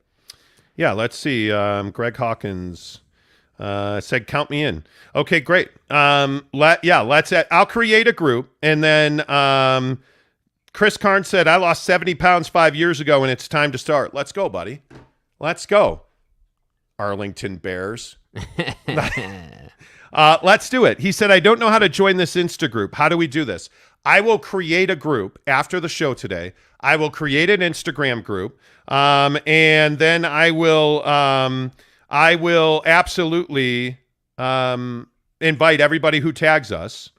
No doubt about that. But yeah, this has turned into a whole thing now. Yeah. And I'm just trying to. So what you need to do, to be very, very clear, it's not hard to do. It's really easy. What I want you to do is I want you to can you put our Instagrams up there again for everybody? So what I want you to do is I want you to DM us at a minimum. You can follow us if you want to, but DM us and just say, hey, count me in, or I want into the group, or whatever you say. So that way we know. That way it's in a different section. It's not just in our likes column. It's in our messages. That way we can add everybody to this Instagram group. And what you're going to see after the show, Monty will create the group, and then you will see a whole list of people will be in a group. If you are comfortable, you don't have to. It's not a requirement. But for those who do want to, put videos of yourself working out. And then what I will do, because I make all the videos here, I will include your video in the actual videos that we make. And it can be a whole thing. And we're going to go till October 1st on the show. We're going to do a cut till October 1st, and let's see what happens. Yep. And by the way, the other thing I think is really important to say here is do not feel pressure doing this. Yeah. It doesn't, you share what you want to share. I don't care what you weigh. Nobody in this group cares what you weigh. This is a supportive community effort. No judgment. Work the way you work. If you need some accountability, say in the Instagram group, hey man, I'm struggling. I need some accountability. Yep. That's all you have to do. We'll show you what we're doing every day. We'll talk, because Mrs. Monty and I are going to food prep probably on Sunday. Yeah, Sundays. So we'll make some food prep content for you. Like, we'll show you all. We'll show you our vlog when we go. We need to go into Max Muscle today anyway. So we'll chat with those folks and let's go, mate. And you know what? We can try to work out a discount for you guys at Max Muscle. Yeah, we'll try to get a promo code for you. Yeah, let's see what we can work out there. Those are really good. Taylor and Caitlin Reed are really good people, so I'm sure that we can work something out there. We'll update you guys on all that, but that's the situation. Okay. Send it to us on Instagram. Now, there's a lot of people saying, where's Kurt? Where is Kurt? Kurt Myers said, guys, I'm technically challenged. I'm an old guy. I'm not on Instagram, but I'm still in. Okay. Do you know how to use email? Seriously, I'm being serious. Do you know how to use email? I mean, listen, if you want to, maybe you should not be an old guy. Maybe you should challenge yourself to get an Instagram account. Yeah. It's really app. Easy. It's super easy. But if you're going to post in a channel on YouTube, he'll be able to see that. Yeah. That channel. If you and you can post here and we'll update it every day. on the show for and certain. So he can see after you post it what workouts you did, and he can comment there as well. So I think there's a couple of options. I mean, Kurt, I would tell you it's really easy to use Instagram. My 78,000-year-old mother-in-law uses Instagram like a raven. Mrs. Monty, what are you doing? It's not my fault. Whose fault is it? Nike's fault. They're restocking come on, Jordans dude. this morning. I want the Come mid on. Paris. Yeah, I want that Paris. I like that shoe. Mrs. Jesus. Monty really wants this shoe. That, and then I want the combo. I didn't get it last time. It's the cement one low combo. Ooh, where is that shoe? It's all incoming soon, but I'm gonna have to try to get one and try to get the shoot.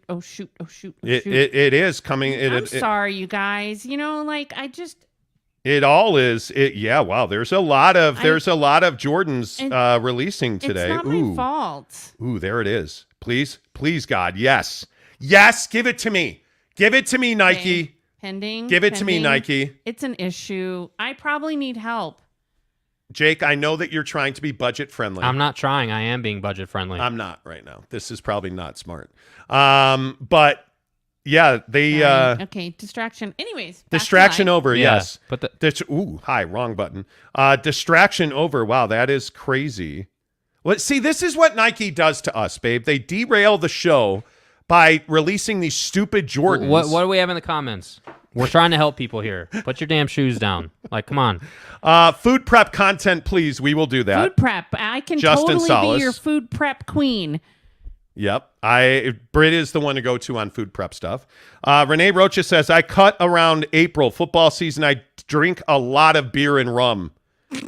Well, that'll at least do you're that. honest about That'll do that. Cody Strickland says, already sent the first tag to you guys. Haha, perfect. Spencer D says P90X.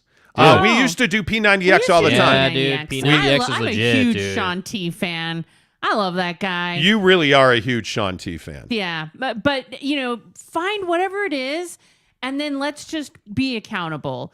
And if anybody's super interested in hiking, you need to tag my Instagram. Yeah, Mrs. Monty is a huge fan of hiking. If you want to go hiking with Mrs. Monty, we could probably work out a show hike, and you guys can watch me die on a mountain. Because frankly, it's very difficult to hike straight uphill. Hiking can be for everyone, and I am 100% behind this. You don't need to be in super shape. You don't need to clearly. You go at your pace. And I am so supportive of that. Yeah. We could find a fun hike that people can do. You could bring your kids, but I do think you got to understand, hiking can be for everyone. You do not need to be a size. No, it has nothing to do with your size and ability. William, $4.99 for the positivity. Thanks, William. Appreciate that very much. Let's see. Casey Finlinson says, with food prep, do you add extras to change things up for the week? Mrs. Monty generally does a lot of that. I mean, 2 weeks ago we did fajita veggies, brown rice, black beans, pinto beans, and I did 93.7 turkey. Taco meat turkey, bro. Oh, it's amazing. It's incredible. Taco meat with the what's that taco seasoning we get at Barbecue Pit Stop? I can't remember the name of the brand. Let me look it up. I can't remember. The taco seasoning that you get at Barbecue Pit Stop is by far the best one. It is not even close. It is not even close. I promise you that is by far the best one. But yeah, I think you can mix it up. There's no doubt about that. I would encourage you to use different vegetables. I happen to be very regimented in my life. Kinder at Barbecue Pit Stop. Yes, Kinders. But I happen to be very regimented in the way I eat food when I'm trying to eat well. So I will do things like add pico. I will do things like add different seasoning, add different, the one thing that I try not to ever stop using because I think it's really good is that butter spray. When I food prep, I love that stuff. But it's 0 calorie butter spray. That's the one vice I have in food prep. But other than that, it's different vegetables. It's different cuts of, I will use occasionally chicken. I'm almost overwhelmingly always 93.7 turkey guy, and I buy it at Costco, by the way. But other than that, I don't mix things up very often. You do much more than I do. I mean, you use different hummuses or. Oh, yeah. And I mean, the thing you have to think about is we're all busy people. Unless you have the ability to really like spend a ton of time to make different recipes for every single day. What I can show you is how to make staple items that you can make into things throughout the week. So if it's, roasting sweet potatoes or regular potatoes, making your black beans, making your rice, making your vegetables, and then when you're ready, and also using frozen foods. Well, anyways, we'll do a whole thing about it. I think I can give you some variety tips, but the other thing is sometimes you need to just surrender and eat the things. Oh, look at my guy, Greg Hawkins. Let's go, Greg. Look at my guy, Greg Hawkins. Can you guys see that? Look at Greg Hawkins with the, I don't know if you guys can see that. There's Greg on the screen. Zoom that camera in. That camera can definitely zoom in. Yeah, let's see if I can. Yeah, come on. This camera can definitely. Hello. There's Greg Hawkins wearing the Monty Show. Where is it? Hello. There it is. There's Greg. God damn it. There's Greg Hawkins wearing the Monty Show. Okay, Greg. Casual shirt. Attaboy, Greg. I love Look it. at you, Greg Hawkins. Yeah, I know. Yeah, the fly is back Terrible, in a huge way. I didn't get it. The fly is absolutely back. You didn't get what? You didn't get what? Did you lose the auction? Or the freaking anything? The draw. I got the Paris. Sorry. Mrs. Monty is pissed. The shoe game is too much. I'm seeing all of you guys. Yes, there you are. That shirt's amazing. And look, are you wearing an Air Jordan charm on your? I think he's got an Air Jordan shoe charm. Amazing. That's amazing, Greg Hawkins. Good on you, buddy. I appreciate you. We should add people to this group. That's the group. We will after the show. We will add everybody. Yeah, we'll take care of that. Let's see. Cam Harrison says, "I'm now checking the Nike website. LOL. Jordan 1s, man. Just go to all shoes and click Jordan, and they're all there." Talking with Raphael podcast says, "Sean T, Toby Horton, Amolia Caesar, and Joel Freeman are my favorite trainers from Beachbody On Demand." I'm for real. Yeah, they're great. Arlington Bear says, "Mrs. Monty Insta." Yeah, you got it. Let me put that back up. Here are all of our Instagrams right here. There we go. The Monty Show, SLC Supercars. Mrs. Monty is at Mrs.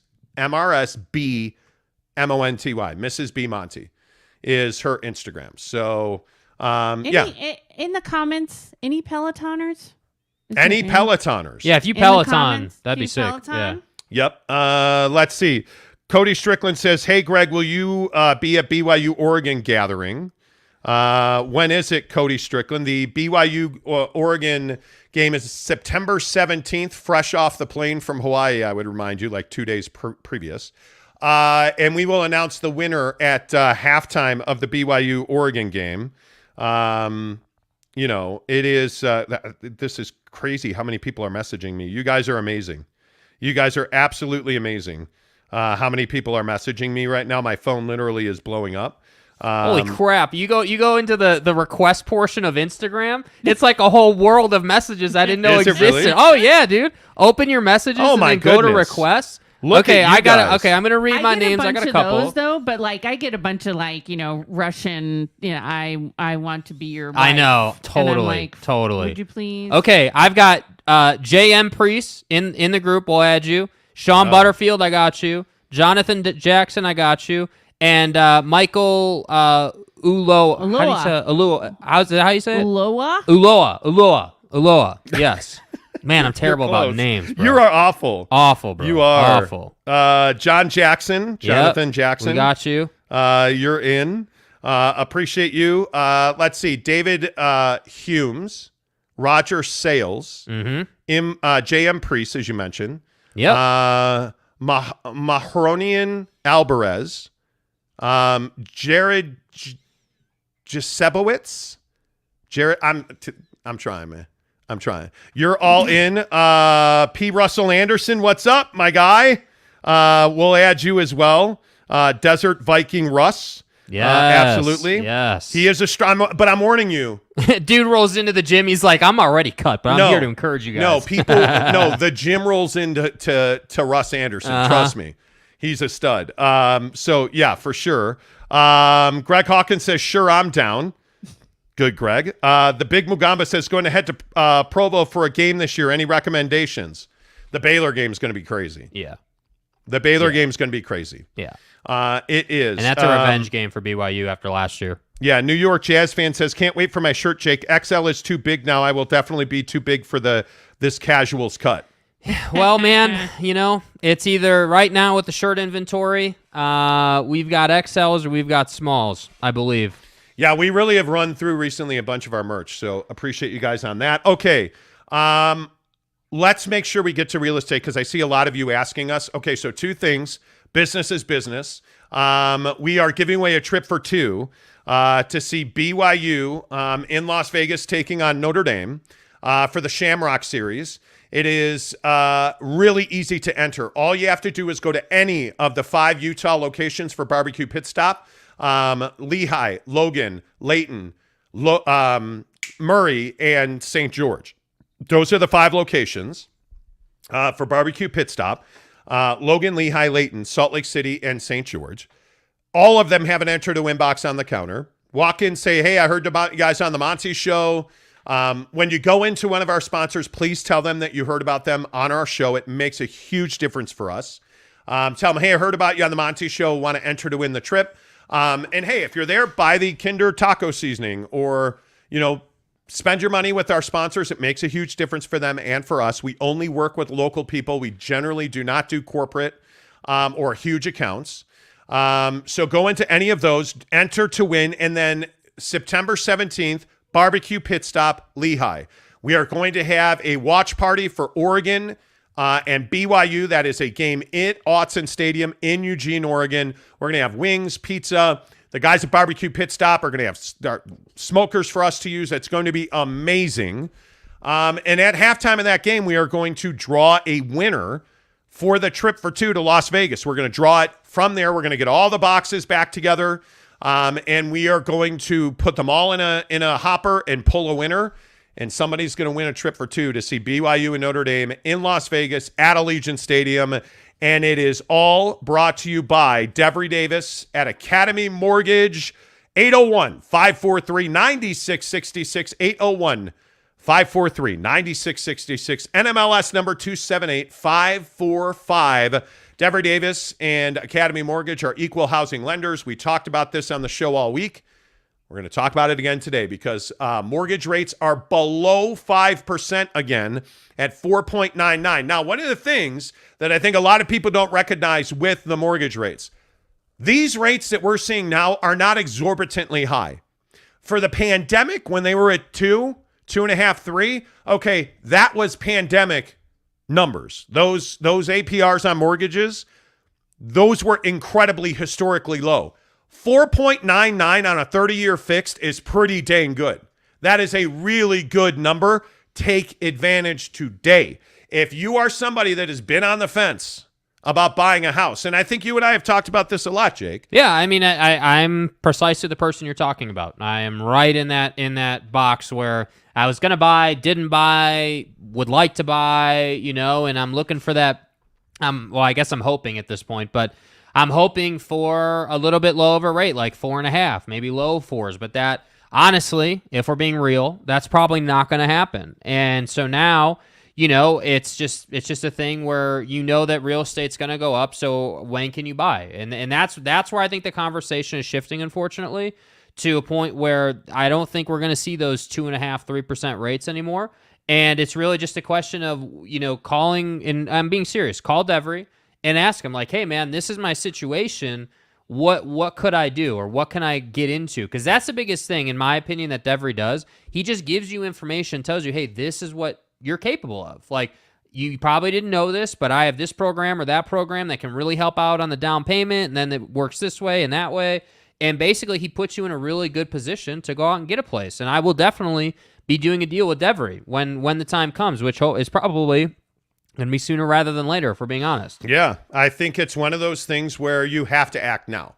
You have to act now because there's inventory on the market. The home you've always wanted is on the market right now. You have to go and find it. But before you go out, before you even get on the Zillow app, trust me, I know how this works. You're on the Zillow app. You and your wife are like, oh, that kitchen. It's amazing. I'll put my coffee machine right there.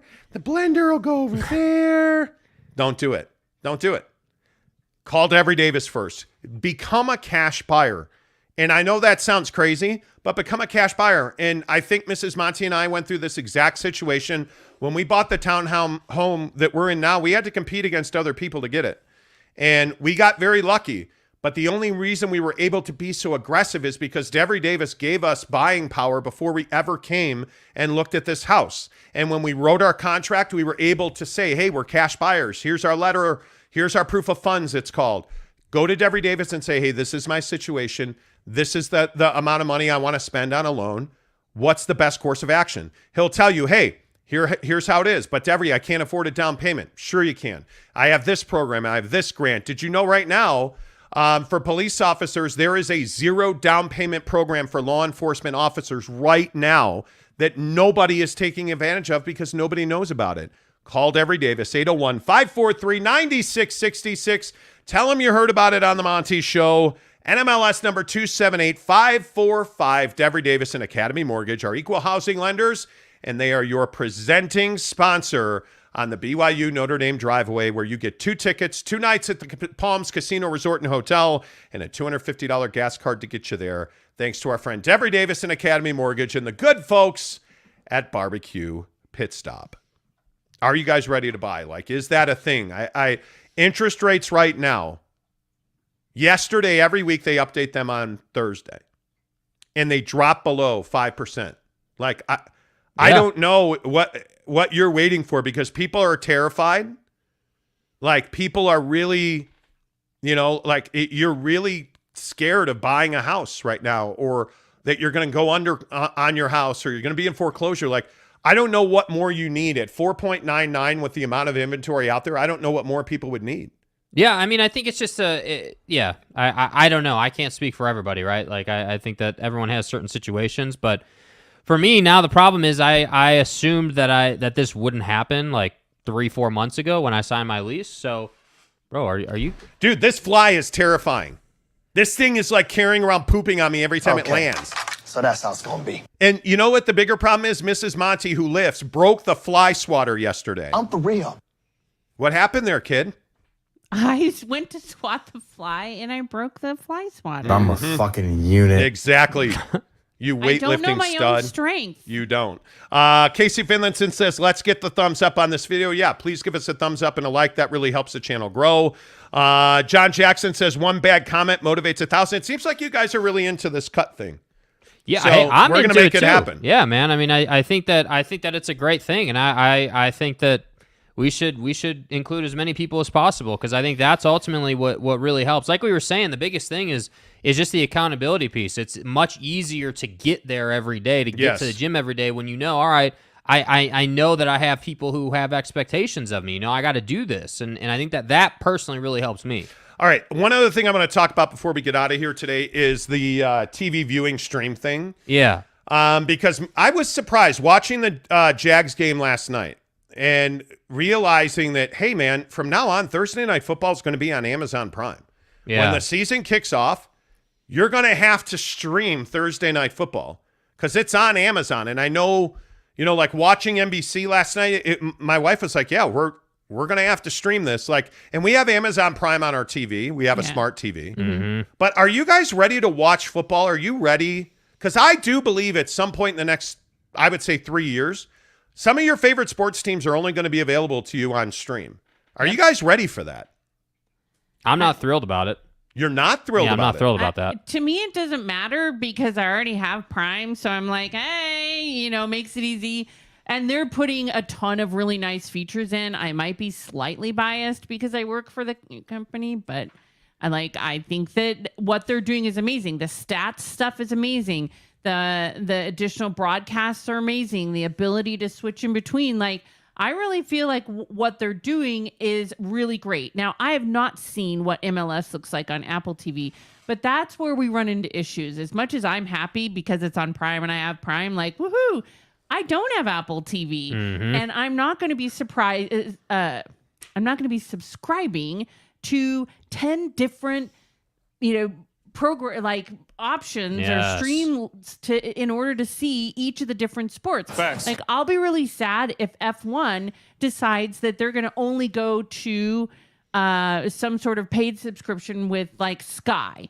Like I would be really sad because I'm not going to have the reason why people stopped having major cable, whether it be they went from having satellite or a traditional cable. The reason why they left that is because it was too much money. So then when, if you start tacking on $5 for this one, $10 for that one, $30 for that one, you're just ending up with the same amount of money. So that's the only concern I have. I actually liked it. We streamed it last night looking at it. And I thought it was wonderful. I love all the stats that AWS brings in. If you're a stat person, there's like a ton of stats that you can see. And being able to have the flexibility to watch it on your phone, on your laptop, on your tablet, on your TV, those are things that I do like because it was difficult. The DirecTV app is difficult. It is not very easy to watch things from that, and it was difficult to sign in every time. Man, that is an advantage with some of these streaming apps. It makes it super easy. What's happening? So I'm messaging I'm not even kidding. I'm messaging with a certain individual, Zach Wilson's mom, because we have been chasing her to get her on the show. Where's the cougar sound? Wow. Oh yeah, let me dial that up real quick. It's one of the there it is. One of the things that's funny is and she doesn't watch our show or whatever, but Zach Wilson's mom is one of the most talked about topics we've ever had on this show. Yeah.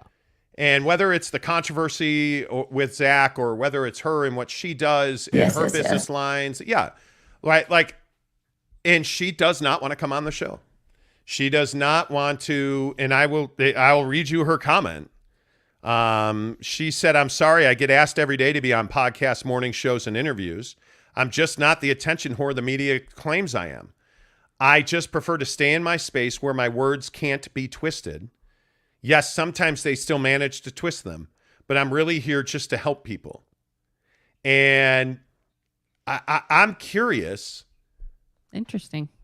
What a great response, though, actually. It is a perfect response. No. And, it's unfortunate that that's where we've gotten. And it's funny, not to derail the stream conversation, but I find it interesting that people like Lisa are so unwilling to sit for interviews because they feel like their words get twisted. Mm-hmm. And they feel like they are, and as controversial as she may be or what have you, or as outlandish as she may be, or some people view her to be, having her speak her truth on our show is her doing us a favor. It is. And so, the funny part of that is it's very difficult to get that done. Mm-hmm. And this is something that we run into on a regular basis because we communicate with a lot of high-profile people. And we are working to add more guests to the show. It's something that people have asked us about. And it's something, frankly, we've wanted to do. And one of the reasons we upgraded our setup is so that we could easily do that. But one of the things we've run into is, hey, man, I just don't want my words taken out of context. Mm-hmm. And it's like, well, we're going to show you in your own light. You're going to you're going to speak your own truth, man. And we're going to post that video in its entirety unedited on YouTube. And it's going to stream on YouTube Live. But there's so many people that are distrusting of shows like ours. And I can confidently say we have never wronged a guest. We have never attacked a guest. We're not the show that does the gotcha interview, right? Like we're not the sensationalists. We pretty much are the conversationalists that ask you relevant questions. Yeah. And, there's a lot of people who get frustrated that we won't tell them what we're going to talk about ahead of time. It's like we will never say to somebody, well, here's a list of questions we're going to ask you. We're not doing that. But the other thing when you come on our show, or what I would hope people know, is that we're going to take care of you. We're not going to ambush you. But I don't know. I guess my point is it's frustrating and it's disappointing that there's so many people in the media, and I know we're just viewed as the hacks on YouTube, but there's so many people in the media that don't handle guests well. Well, yeah, it's one of two things. You do a boring ass interview, or you ask dumb questions. Like you ask questions that are, just not relevant, or like don't make a whole lot of sense. And so obviously she's been in the news, and I totally get it. And I think she's obviously not the only one that we've ever heard the whole twisting my words, narrative from. I think that we hear that all the time. I think that I think that Kyler Murray just did a little thing where he spoke on that. I think that, we saw it in Utah Jazz land over the season. Yeah. And I think that we see it in the media locally all the time. So I think that it's just something that people deal with, high affluent people deal with. And when you're, all jokes aside, when you're the mother of the starting quarterback of the New York Jets, you're going to deal with some of that, Yeah. Yeah, it's surprising to me that so little respect. I don't know. I've been in this business long enough to know that people coming on your show as a guest, they're doing you a favor. Like, and sure, certainly there are people that have a product to promote or whatever that might be. But 9 out of 10 people, like Bob Thompson yesterday morning, on vacation in Southern California, staying in a home, got up at an hour earlier than he normally would, and threw on a hat and sat in front of a camera and talked about Big 12, Pac-12 expansion and TV deals. He did me a favor. There is no doubt about that. So, I just think that it is what it is. Like Justin Salas says, okay, you convinced me. I'll join your show to talk about why Max Verstappen is going to be the GOAT of F1. You better check yourself, bro. How do we block people?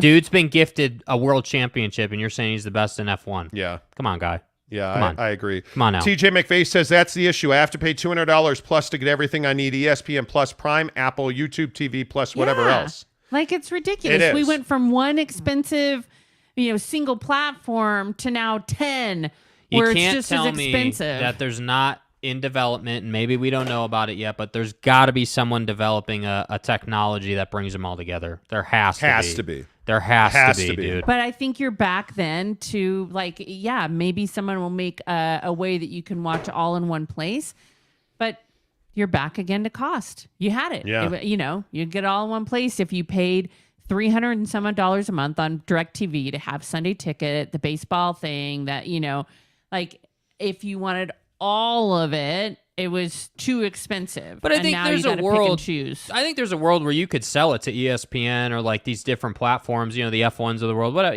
whoever. Like, I think there's a world where you could sell it to them, like, hey, like, we're packaging you in with a bunch of other people, and you're going to get millions of viewers. Like, I would think that there'd be some special rate or something for that, where you could get a bulk pricing thing. But anyway, the problem is that like the organizations don't care. MLS was told from Apple, hey, we're going to pay you billions. Here you go. Yeah. And they were like, okay, we don't care who watches then. We're getting paid.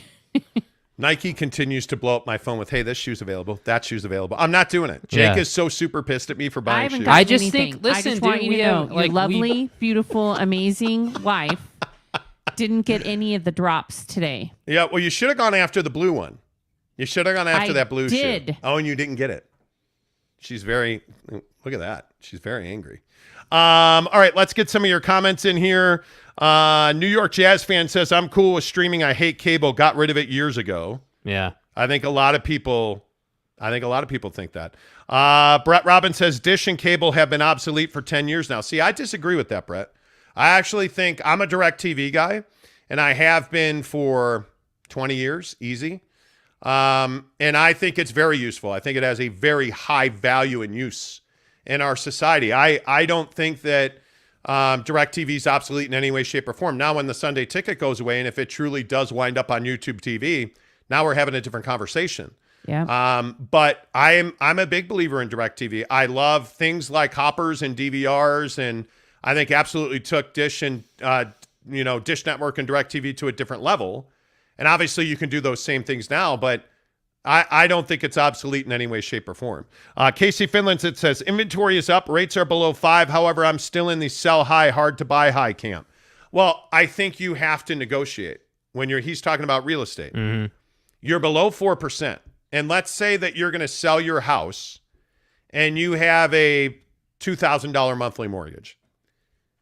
If your house that you sold, you bought that for $200,000 and you're going to buy a new home, yeah, your mortgage is going up. There's no doubt about that. But part of this discussion is, well, maybe you just refi your home. Mm-hmm. And if you really like your home, refining your home is absolutely an option. There's no doubt about that. But I don't think there's any question that the way Utah real estate has worked, Casey, and I think you've been in your house for a while, your mortgage is going up. I have $200,000 in equity in my house in the last 18 months. My mortgage would go up if I refied. Yeah. I'm not doing that. I'm not comfortable doing that. But if you have there's a lot of people who need to buy. Yeah. And you better have a good mortgage guy. I'm not even saying this because Devery advertises here, but man, I'm telling you, you better have a mortgage guy you believe in because you are going to get screwed. There are a lot of mortgage people, then you hear them on the radio in this town. There's a lot of mortgage people that are just farming you. And what that means is, hey, they put a dollar figure on you. You call a number, you talk to a call center, and they pass you along. If you look at guys like Devery Davis, that's who you need. You're going to call and talk to Devery Davis. And that's why you do that, because he's going to guide you. He's going to say to you, hey, Devery Davis has said to me more than once, Monty, this is not a good idea. Hey, I wouldn't do this. Said that to me too, by the way. Hey, I would do it this way. Hey, I would wait. Hey, I wouldn't wait. Hey, don't call like the mega mortgage guys on the radio. Yeah. You're a number to those guys. You're a dollar figure to those guys. You need somebody that is personally invested in you succeeding in your mortgage. You need that because he wants your friend's business, your wife's friend's business, your coworker. Like, think about that. You better make a good decision when you go to mortgage. But Casey, there's equity plays out there for you. There is. And it's going to take you time to find that. But yeah, for sure. Let's see. Kurt Meyer says Prime really raised their prices this year. Wow. Well, I think you're seeing that across the streaming world. I mean, if you look at Netflix, I mean, I only do Prime. I really am an Amazon Prime guy. But we're also Netflix subscribers. Like Peaky Blinders comes to mind. Ozarks. Drive to Survive. Drive to Survive. I've been with Netflix since I used to get them delivered to my mailbox. But you also really like Prime. I do. I like them both. They both give different options. The argument for the DVR, we loved the DirecTV when the DVR came out, the TiVo. But the argument to that is if you're streaming, it's just there. You don't have to program it and tell it to record Chicago PD because it's there. Yeah. Like you have that option to just watch it. And that's the only reason why I have Peacock. It's like $5 a month and American Express gives me a $5 credit for it. So I don't mind that I don't watch it every single month. But if I want to watch anything like that is NBC, anything that's NBC, like but I can watch also, it on demand without having to program it. But that's also part of the game. Hey, I belong to American Express. I'm a platinum card holder. Well, here, let us give you a bunch of free stuff. I get free Uber Eats. I get free DoorDash. Which now we're not going to be using. No. This is not, how do I say this gently? There's so many people in this world that are not financially savvy in that, hey, why do you have a credit card? The only reason I am an Amex customer is because I travel and I like to travel. I love their lounges and I want my free Uber Eats. I want my free Peacock Network. I want my free New York Times subscription. I want it. They give me statement credits for all of that. And I get all the travel benefits and I get reward points dollar for dollar. Like, you have to be wise like that. If you look at your credit cards, again, don't ever use a debit card. There is no reason to be using a debit card. You should never expose your personal bank account to anyone. I haven't used my debit card. I got a new debit card 2 months ago now. I just activated it because Wells Fargo said they were going to turn it off if I did not put it in a Wells Fargo ATM. Right. I never use it. I use my Amex exclusively. That's about it. And so I get a ton of miles on it, and I get a lot of free stuff, like a lot of free streaming. So I'm telling, there's ways around paying for all these services. You just have to You have to be savvy enough to do that. Got to play the game. Yeah. Justin Sal says, all jokes aside, would love to have an F1 section during the show. We're huge F1 fans. I hate Max Verstappen. Yeah. I mean, Horseface is a guy. I mean, Verstappen is a guy. My husband has an issue. My husband has an issue with people that he is not a fan of. Where is the Italian? Physical aspects. And I just think that that's wrong. No, I don't. What? Obviously not. I don't like Max Verstappen. Who does? So calling him horse face. It's one thing to not like him. I don't Am like I him wrong? either. I think that he's a baby and a whiner, and he's not cheater. as good of a race as a dirty driver. as a driver as people think he is. But Was he gifted a championship? Yes. Like a horse was gifted an apple? Yes. wow. I'm going to say this again. I'm not wrong. Anyway, I'm not wrong. He's a bum. Did they bend rules and change the rules to take a championship away from Lewis Hamilton, who is not my favorite driver? But did they bend the rules and change the rules to make sure that Max Verstappen won a championship? Yep. I think they did. Did they, officiate collisions and make rulings on the track to help Max Verstappen win? Yeah, they did. He didn't earn it. He doesn't deserve it. He is, in my opinion, not a top 5 race car driver in the world. He is an equipment guy only. And I say the same thing about Charles Leclerc. Okay, I'm not going that far. I think Max can drive. I think Max can. If you're in Max F1, can drive, dude. If you're in F1, you can drive. He's not. If anything, I would say Red Bull's let him down with their equipment But multiple times. But look at Daniel Ricciardo. Yeah. What's Daniel Ricciardo been since he left Red Bull? Nothing. He shouldn't be on the circuit. He can't drive. And Max Verstappen is the exact same guy. Max Verstappen is only a world champion because of who his sponsor is. Okay, and who I his agree with team that. is. Max Verstappen has never proven that he is one of the elite on-track operators in F1. Never. Not one time. Because every time he violates track limits, is he penalized? No. No, he's not. Did he run Lewis Hamilton off of the grid last year? Yes, Multiple he did. times. Multiple times. Was he penalized? Once. 1 out of 6 incidents. Did Max Verstappen want to do Drive to Survive? No. Why didn't he want to do Drive to Survive? Because he doesn't want to be held accountable. Mm-hmm. Plain and simple, Max Verstappen's a cock. And I don't think he's one of the top 5 drivers in the world. It's quite simple. I don't. I look at George Russell at Mercedes. Look at what George Russell did in a Williams machine. Look at what Mick is doing. One of the top drivers in the world, George Russell. Not one of the top drivers in the world, Horseface. It's that simple. Horse face. wow. It's just where I come His down car runs on apples. No, his car runs on carrots. He eats apples. It's very different. Let's see. Reina Roca says, I pay $110 for dish for my house and my rental party tailgater trailers. During basketball, I'll buy ESPN Plus, then cancel. And that's the thing. Listen, if you are a man and you have, cojones Unlike Max Verstappen. or testosterone, What is wrong with you? it's a brain injury from childhood. Anyway, the point is you should subscribe to ESPN Plus because you get everything. TJ McVeigh, what's up, my friend? He says, that's what I love about the show. It's like I'm sitting on a couch chatting with friends about life and other hot topics. Sports being the main one. Thanks, guys. TJ, appreciate you. Yeah, appreciate you, bro. Appreciate you. Yeah. Tanner says, I got rid of my cable. Honestly, I miss it. Yeah, Why? I pay $88 a month, bro. Why? Because I guess I'm so used to cable and it's hard to get rid of it. It's tough. Hey, guys. It is tough, no doubt about it. Casey Finlinson. Anyone else watching ESPN The Ocho today? Some wiffle ball all-star game happening. Now, The Ocho's great. The Ocho is great. It is ESPN Ocho. Today Every is Ocho year. Day. And they do it once a day. And it literally is throwing apples at Max Verstappen as a show on The Ocho. It's not. What?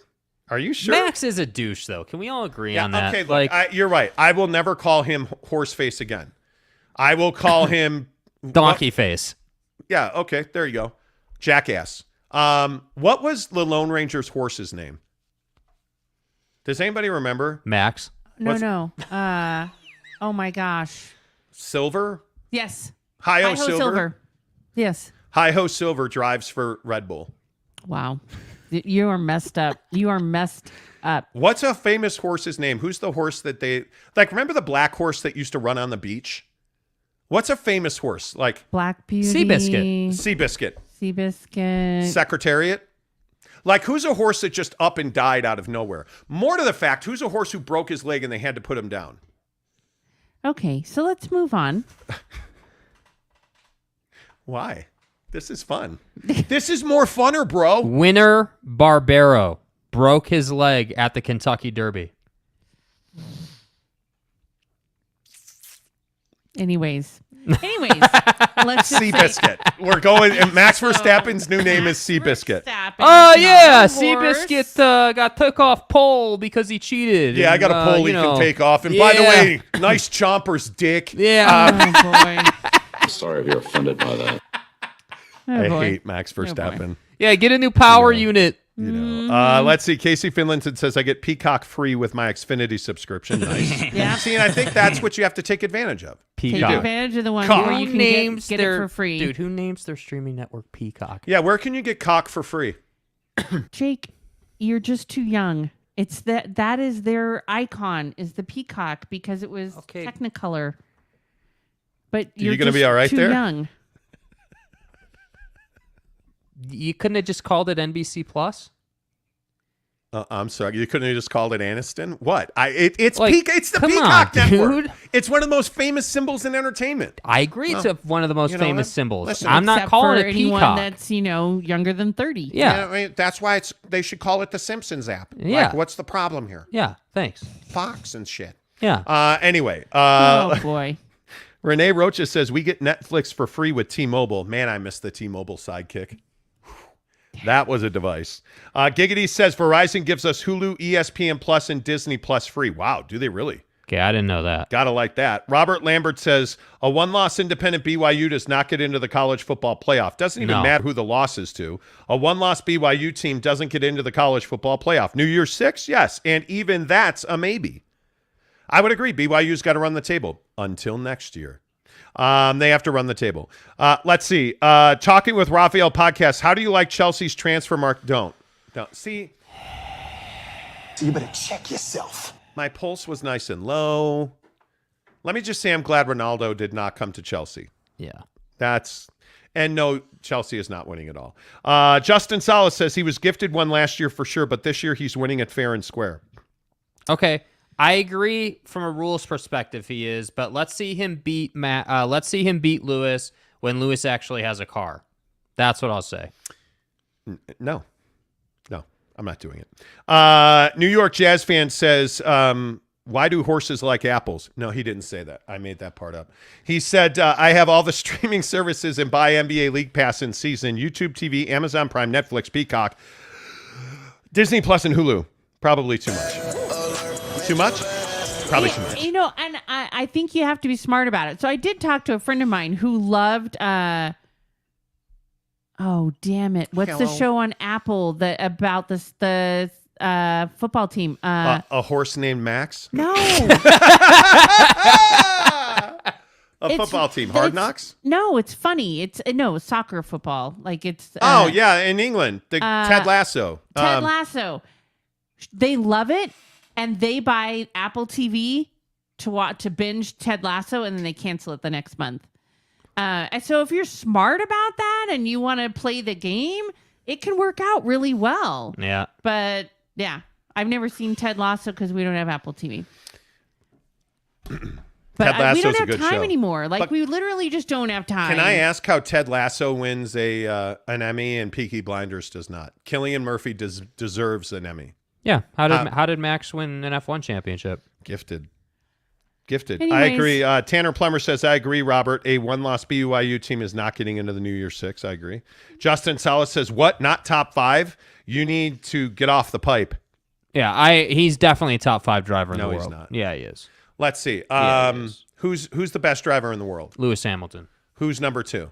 Max. No. No. Well, I don't know who else you're going to go to. It's not Charles Leclerc, I can tell you that. Who's It's the not kid Carlos Sainz. Who's my guy at his dad owns the team? Oh my God. who No, never it's wins not anything. it's not an Aston Martin driver, dude. What's his name? Lando? No. No. Lando Norris. Please. That guy's like 2 feet tall. He's a circus clown. Oh, you're anyway. Stroll. Lance Stroll. Lance Stroll. Number 2 No. driver in the world. No, he's not. Dude, Number 2 you're driver on in the crack, world. dude. You know what? no, he's not. I absolutely love this year's Carlos Sainz. Amazing. I'm so glad that he's getting to show how good he is. Same thing with Checo. Awesome. They are great drivers, and they are showing it. But I also think Alonso is still one of the best drivers in the world. I mean, putting that car in that place, I mean, I think I'm glad he came back. Yeah, really glad. I think he is one of the best drivers in the world, certainly. Max is top probably 3. I would love to see him. I'd love to see what he does sitting in a McLaren. Like, what does he do if he is in Danny's seat? Yeah. I don't know. I don't know the answer to that. He's gotten handed everything in his career because of who his dad is. That's the bottom line. But I also think he's a killer, and that's his reputation, both good and bad. Yes, he is. Yeah, see, I don't know that I agree with that. He will push it too far, and that. Yep. And then the issue is not that he pushes it too far. The issue is he pushes it too far and then wants to blame other people when Lewis pushes him off the track. He wants to blame Lewis when he's on top of Lewis's car. Like the stuff in Monza, the stuff in Germany, like it just is. There's a lot of burnout there. Yep, I agree. Anyway. New York Jazz fan says Lightning McQueen is the GOAT. Just ask my son. Lightning McQueen, a better driver than Horseface. Seabiscuit. I don't say mean things like that. Are we clear on that? Seabiscuit. Good Lord. Do you see what I have to work with? Oh, Tanner. Tanner. Hey guys. Hey guys. This is a random question. Hey guys.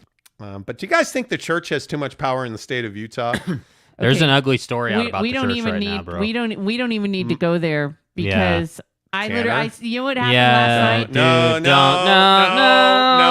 I'm good. I'm good. I'm good.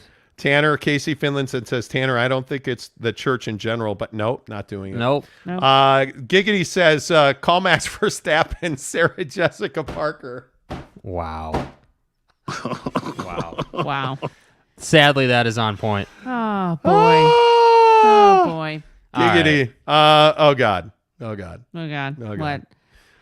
Wait, one more from Justin Salas. Max definitely isn't my favorite driver. Yes, he is. Stop it.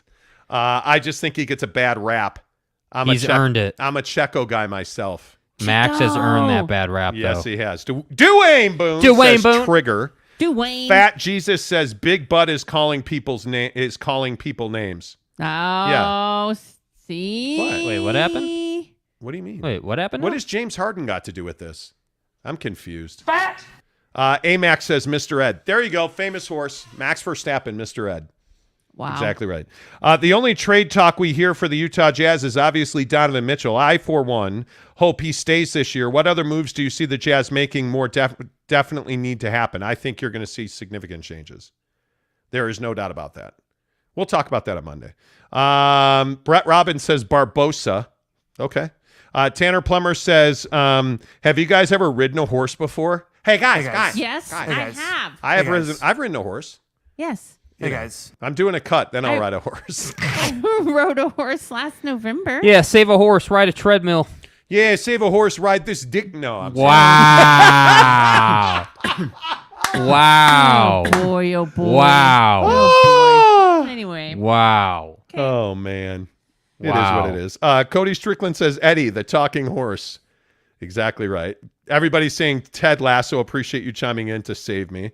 Let's see. Utah Home Loan. Hello. I have no idea how you guys know so much about all sports. And I'm good People looking. say that all the time, bro. And I'm a pimp. Well,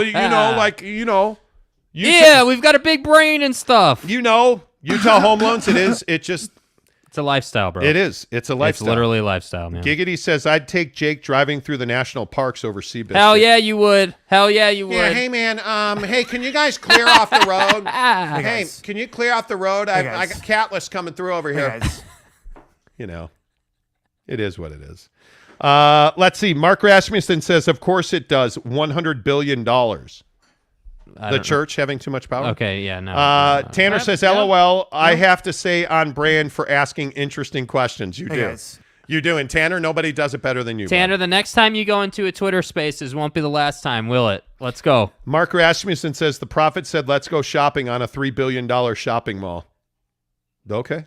Dwayne, Prey looks good. Okay. Roger Sales says, how about a show next discussing all Pac-12 teams and expectations? We could do that. Yeah. We could do that. Yeah. Absolutely, we could do that. Okay. Okay, so let's recap. We've got to talk about our partners, but we got to talk about this Instagram group. Yeah, so if you're just hopping on the show, we are doing an Instagram cut.